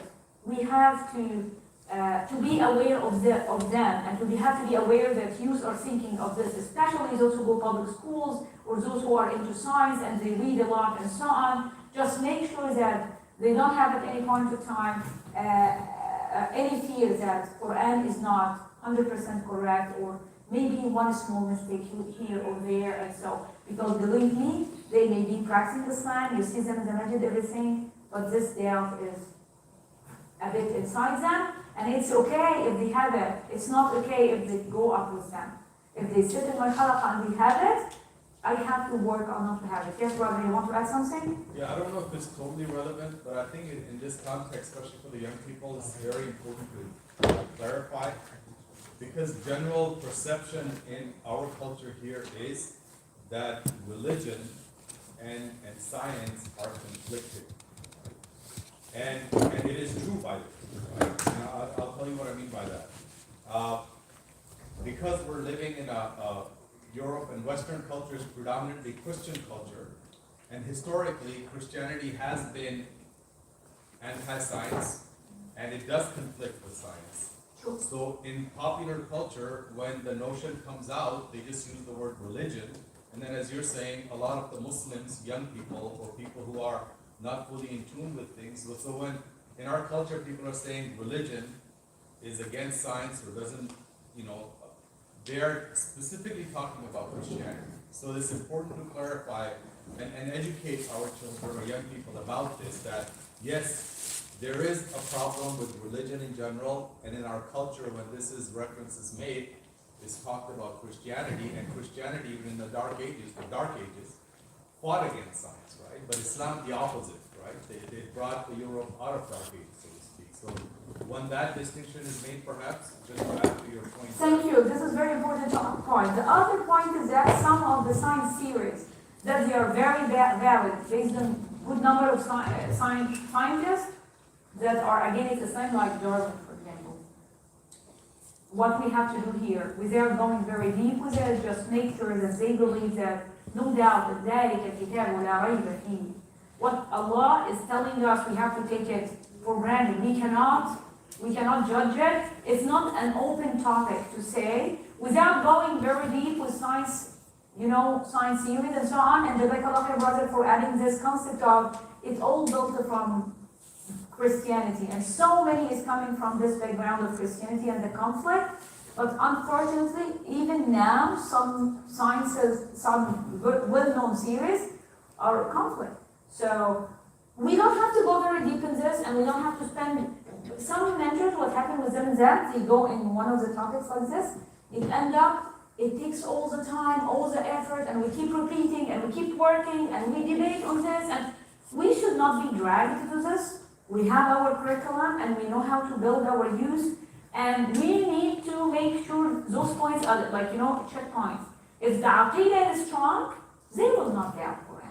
Because the Aqidah is not here strong, we go to these discussions, and when you open these discussions and you open the doors or the voice to talk, you will hear something that you don't want to hear, and you will see this doubt in Aqidah, and then it will be, very For you as a mentor, you will feel like, oh, how can I handle all of this? And instead of this, build it from the roots and make sure the aqidah is here and get some theory that the brother that just added is coming from Christianity. Tell them some valid information that can help them, remind them that there is no doubt, and so on. After 1 year from working on the strong aqidah, believe me, it will be very different. Instead of them coming debating with you that Quran has some whatever, to a point that we don't have to keep discussing this. So our curriculum is here, alhamdulillah, our work is here. We don't have to be dragged by them to some discussion that takes over. I'm not sure if some of you are, like it happened with some of you before, but I know in our chapter it happens, and I saw that halaqat are taking a different route just because they ask them, what's your question? They open it and they keep opening, and the more you ask, the more you see it's unstable aqidah, so you try to solve it one issue by one issue, and it doesn't work this way. It works from the other side. What's the impact we want to see? How can we build on this? Make sure that you do all of this with, as Fada said, with using a modern curriculum that's covering, that's helping, and all of this. And that's why we are here talking about all of these components, that's why we built the resource center and all of this. I hope this part of the resource center is clear, because I need to go to the next topics about managing the halaqa time and all of this. It's not reflected. Okay. Yes.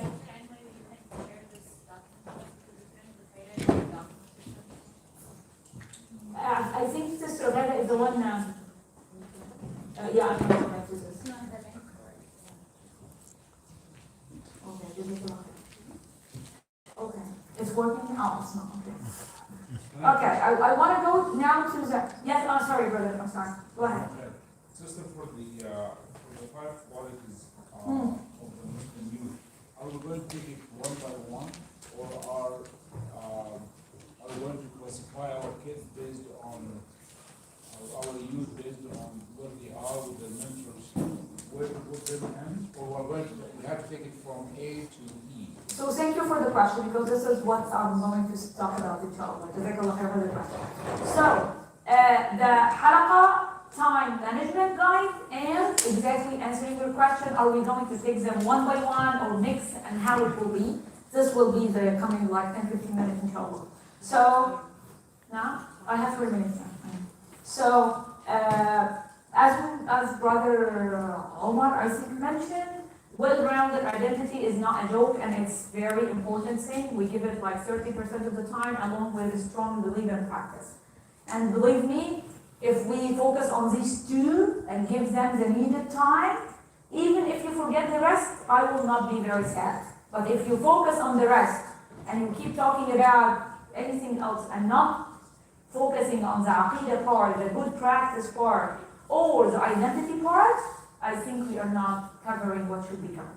So we give 30% of the time to well-rounded identity, 30% of the time to strong belief and practice, and then the rest of the time between active member, future leader, and knowledge lover. This is regarding the time. How we manage our halaqa?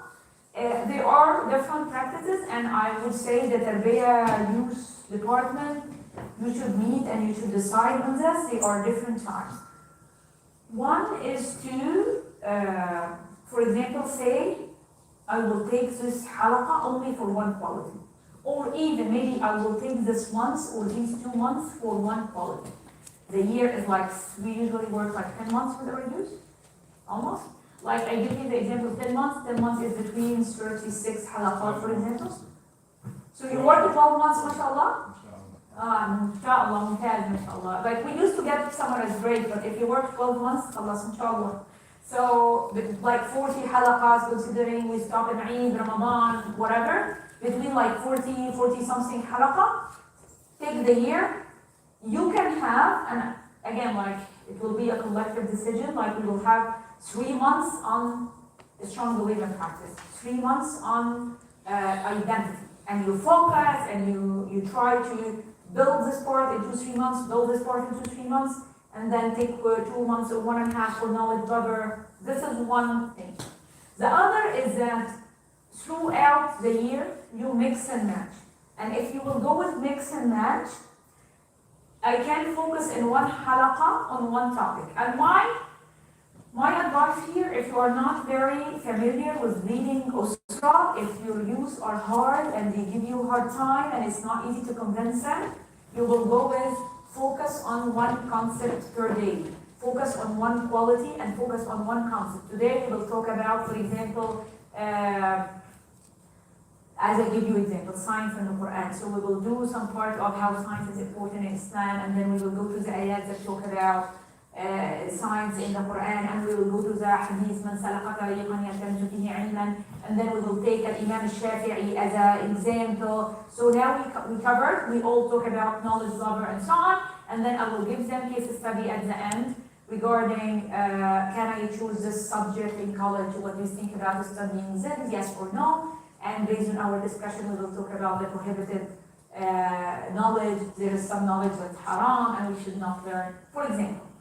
Or if you are a qualified mentor and you know exactly how to handle it, you can mix and match and you study from here and here. So for example, you will study ayat from the Quran, like for Al-Ma'uzateen, for example, from the Quran, and then you will take like from the 6 pillars of Iman, and tu'min billahi wa malaikatihi wa kutubihi wa rusulihi, and usually under malaika, we teach malaika and jinn, so we talk about jinn, and then we take the part from Aqidah, Allahul Hafiz, and how Allah is Hafiz, what's about jinn, and so on, and then we get to the part from knowledge and science, and how is knowledge now, and you know, it can be all the way like this. You can mix and match. If you will go with this option of you mix and match, you have to decide before your halaqah, my goal today is I want to teach them whatever, and I will work on these skills, and my goal from today is this. Think with me that I'm going to visit your halaqah in the last 5 minutes, and I'm asking the youth in your halaqah, what did you learn today? If I have 10, for example, if I get 10 different answers, this is not a success. The goal in my mind should be clear to me, and it should be clear also to them. Today, inshallah, we will learn about this and that, the importance of knowledge, or today we'll learn about Allah al-Hafiz, Allah created other creatures, whatever. So everyone is aware of it. Think about the halaqah like 5 years ago when they used to give us a curriculum of read this ayah, read this hadith, and so on. I teach them. But if you ask me what was the goal from today's halaqah, raising their knowledge. There is no more, because I study hadith not related to the ayah we study, not related to the part of the seerah we do, and then we open this book and read 2 pages. It's not connected. What we look for now is this connection between the topics, this impact. We want to see what's the goal of the halaqah, why I want them to learn in these 2 hours. If Ghada is coming, not to evaluate. If Khadija is coming, she's not evaluating. She just has anything. She knows, and everyone here can tell her, yes, Miss Khadija, we learned in 1, 2, 3. It's not everyone is in his own word and so on.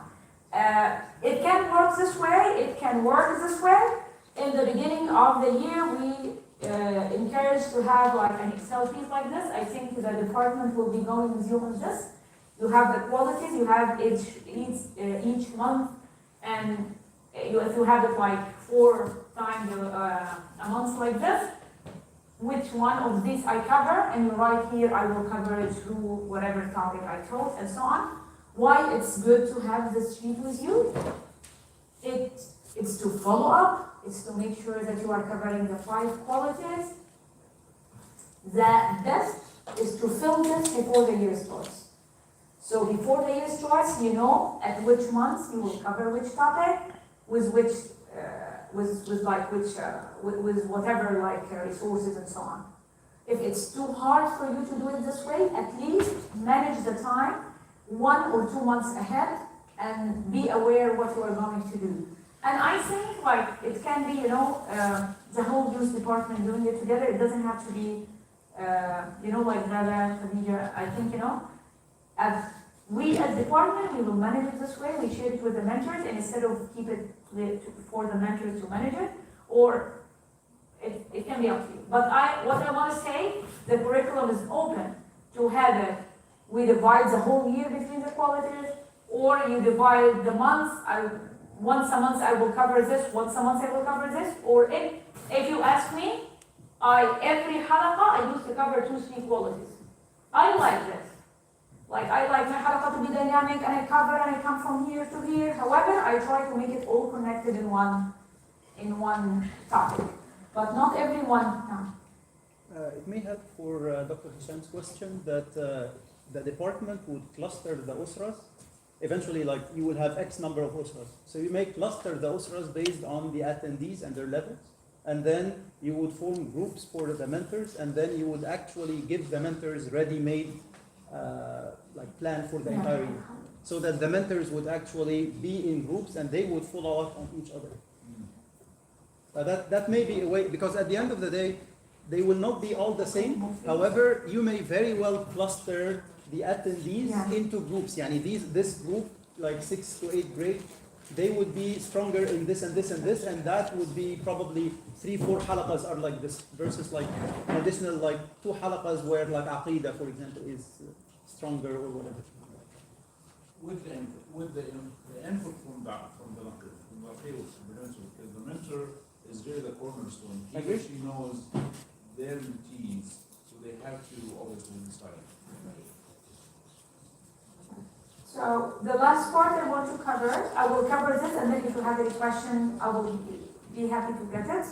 The assessment part. We have assessment in the beginning to like, as we said, how can we put them in halaqat? So we need the assessment in the beginning to know their level, and as much as we can, we put them together based on the age and also based on the level. If we have like more than one halaqa for the same age, it would be good if we have the higher ones together and like beginners together and so on.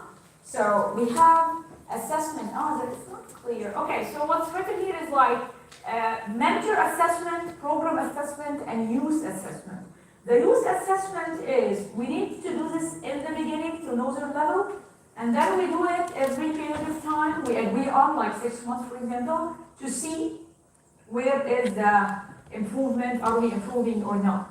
So we assess the youth themselves, and when we assess the youth, we do it through a self-assessment. We give them the assessment and we ask them to assess themselves, and we do it through the parent and the mentor. Maybe the older ones in high school, we may not involve the parents, but for younger ones, definitely we need the parents to be involved, and of course the mentor will assess them. In the beginning, it will be only the parent and the self-assessment because the mentor is not aware of that. But if we do it every 6 months, we will repeat it, parent, mentor, self-assessment from the youth to make sure that we are improving. Not only the youth to be assessed, but also the program itself. We have also youth to assess the program, parent to assess the program, and the mentor to assess the program. Maybe the mentor is not happy.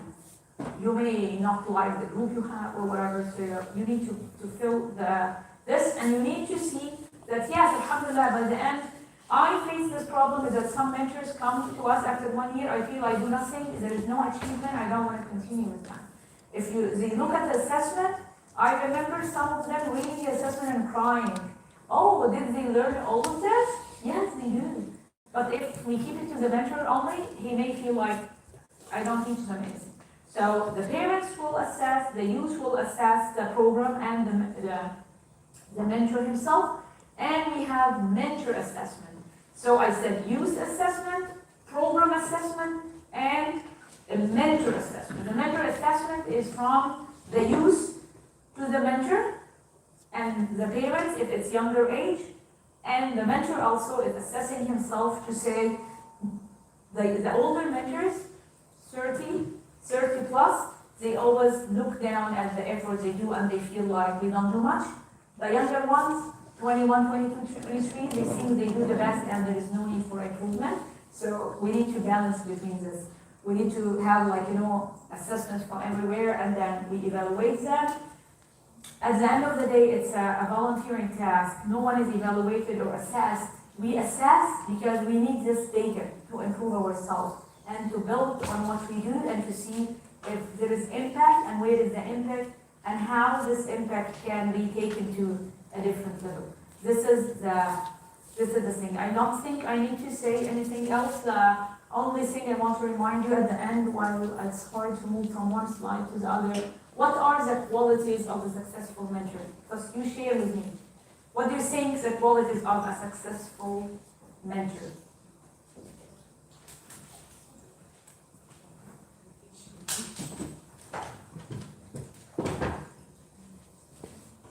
I try to gather some here for you to be like a good listener, objective, experienced, competent, generous, credible, willing, all of this. And I believe all of you have these qualities, and I believe all of you are able to do a great job with your youth. And remember what I said in the beginning, that if all this work is ended up with only one person, is this enough for you?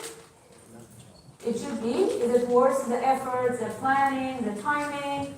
I know mentors prefer I give them a paper with day 1, do 1, 2, 3, and they don't want to go through a lot of resource center assessment. I understand this, but I hope when we do it this way, it's more beneficial for the youth and the mentor. Doctor, I hope I answered your question, or I didn't. For the quality, the 5 qualities? Yeah, that between like managing the time of the halaqa and the assessment that we need to do to divide them and so on. Does this answer? I mean, if I understand right, it doesn't need to go one by one, right? You can mix between these 5 or these 6 or 5. Yeah. I told you like my personal experience, I like to mix. But if we go, it depends on what the chapter will decide together and how comfortable the mentors mixing or going one by one. I personally like to mix because they are all correlated. We cannot divide them. So if we mix and make them together, but again, from my humble experience, unexperienced mentors like to focus on only one thing. Like give me 1 month to focus and give me 1 month to focus. But experienced mentors, it's very easy for them to be dynamic and move from one to the other. So between the chapter, you can decide this inshallah. But the curriculum is, you can do this with it. Maybe I don't think it's addition, but it's something it's really deserves to be highlighted. For the mentees, they have to see it from their mentors. Great example. I think this is all known. But the second is to feel that the halaqa or the usra is not only about as simple as Qala Allah, Qala Rasul. Qala Allah, Qala Rasul, critical. But as mentors, we have to go beyond this to their life. I want the mentees to hear from their mentors. They have to excel in their life. They have to be great in their grade. They have to excel in certain sports and even encourage them. We have to go parallel between knowledge, attitude, all these great things to real life. The mentees have to listen from their mentors that excellence in life, either in education or sports, is part of our is part of our Islam. Jazakallah khair. I hope that this is covered. I think I explained this in the qualities when we went deeply to the part of identity and like we talk about like career path and choosing and excelling and all of this. Inshallah, if you go with the impacts for each quality, inshallah you will see all of these details written and covered. Yes, brother? The team that worked on the curriculum, who is the team? Who is the team? Yeah, I had to start with this. Sorry, I forgot to mention this. It's a national team. Alhamdulillah, I was part of this. Actually, a couple of sisters from Dallas were part of it. Sister Maisa Sheikh. Maisa Sheikh was part of it. Sister Mervat was part of it. Mervat, told me who's the name guy. Mervat what? No. Farad, Naam. And we had 2 sisters from Florida and another 2 sisters from California. So we were like 7, 8 people. No men. Naam. No men. No brothers? Okay, all the brothers came for a couple of meetings and then they quit. But Dr. Ghazali, you know Dr. Ghazali?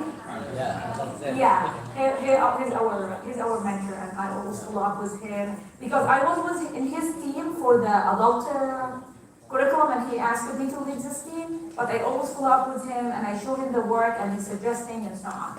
But we invited as many brothers as we can. They spent a meeting, and I don't know what happened. Yes, brother, go ahead. Alaikum salam. Do you know why this is out of? Just observation, I feel like the curriculum or the framework is more like a one-way. It's the mentor giving the mentee. How we make it like both ways, how we educate ourselves about our mentees, who they are, right? We're dealing with a new generation, right? Digitally native, they have a very short, attention, they challenge everything. I didn't see in the framework where maybe we will not focus on inequality in one of the sessions and spend time learning about the kids. Is that somewhere in the framework where we can learn about them as well, so it's not a one-way street?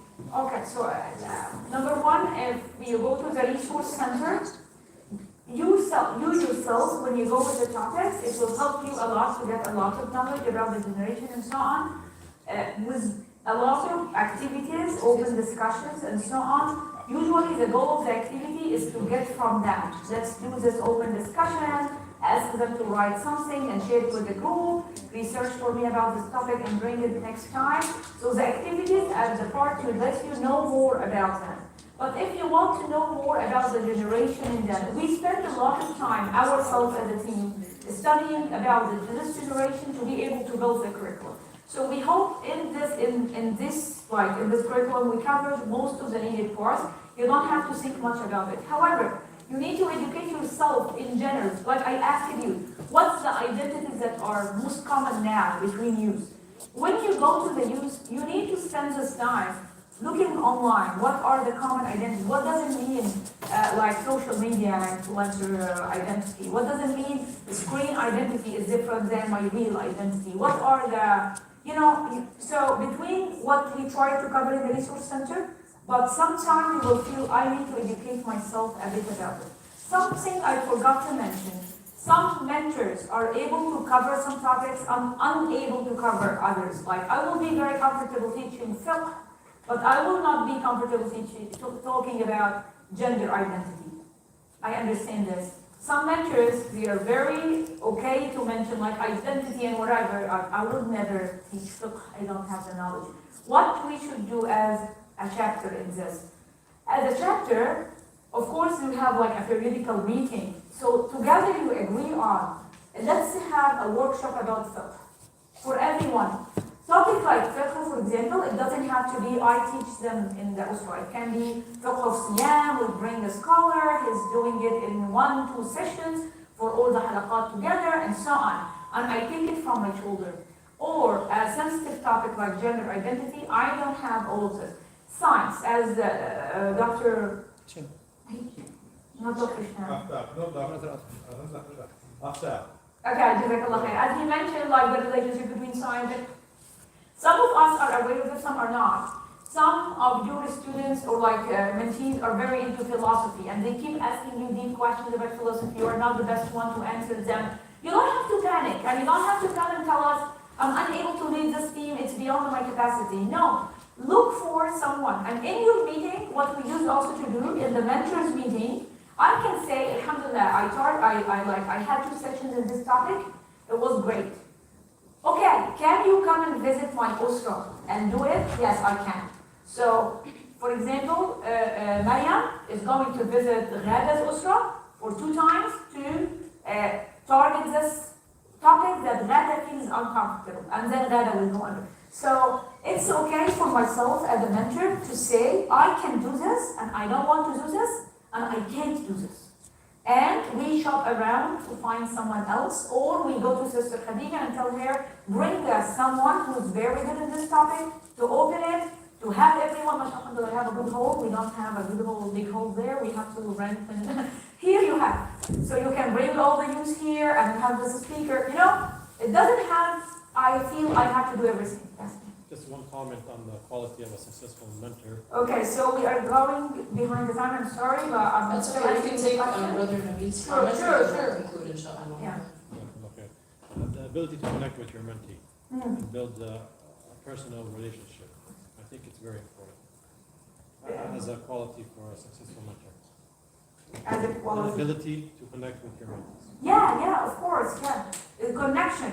And we have this part and there's a, like the active member. We said we go from one circle to the other, so your ability to connect with your family, your father and mother and your brother. And the second circle is the connection between you as mentor and the brotherhood and sisterhood in the halaqah. We need to spend some time with this. You understand them, you connect to them, and they connect to each other, and they have this feeling of it's a different relationship, ukhuwatullah, and you are the mentor for them. I agree with you, this sohbah and this connection, if we don't build it from the beginning, you will not be able to open a lot of sensitive discussions later on. Jazakallah khair. Jazakallah khair, everybody. I wish we had more time, inshallah, for questions, but we want to be respectful of everybody's time. We said that the end time is at 4, but I think, Sister Khadija, if you're okay with it, people can approach you afterwards for individual questions and comments. Jazakallah khair for attending. We have a couple quick announcements, and then inshallah we'll conclude the program. Assalamu alaikum. I know and I'm sure that we have a lot of questions in that. We didn't have time to have questions in that, but the good thing is that we're going to have, inshallah, a meeting with all mentors before the meet and greet. Meet and greet, inshallah, is going to be on October 1st. We're going to meet your mentees, actually. We have the form, all of them, they registered. We're going to divide them into usr, and every usr have 2 mentors. To complement each other and to just have a lot of qualities in both. So each usra will have 2 mentors, inshallah. If you don't have your usra yet, contact Brother Amar if you're a man, contact me if you're a woman, inshallah. So my first date I announced is October 1st. It's going to be here Sunday, inshallah, for all boys and girls usra. Meet and greet. Before that, for sure, we'll have to meet maybe in Zoom, if that's possible for you.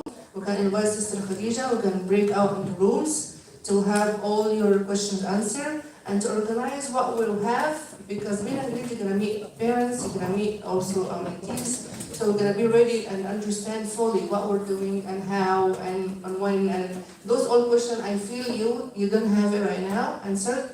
But inshallah, we're going to meet before and contact you. We have all the information here. So we're going to agree on a time. Maybe some weekdays night. It's not going to be a weekend. It's hard. Maybe 1 hour, 7 to 8. So if Wednesdays or Tuesdays, we're going to inshallah agree on the group. That is the first announcement. Second announcement, inshallah, once we do that, we'll have the meet and greet after. And 1 week after that is October 8th, should be our first usra, inshallah. Our baby is going to get born. Bismillah ta'ala. Feel free to ask any question. Inshallah, Brother Aftab has a very a short announcement, and actually it's very important too. After that, inshallah, we're going to be dismissed. Jazakumullah khair all for coming. So about 30 minutes, inshallah. Sorry. I know we're past time already. I had a khutbah already. I was sitting there thinking about all the things I want to share. Alhamdulillah, like just something very quick. Before the last point that Sister Khadija mentioned about connecting and relationships, right? I think in addition to the curricular aspects and all the other things we do, I can be loud. Remember the goal of Usra. Right? The goal is not to pass on knowledge. They can go to any masjid, any share, and learn stuff. They can go online. Right?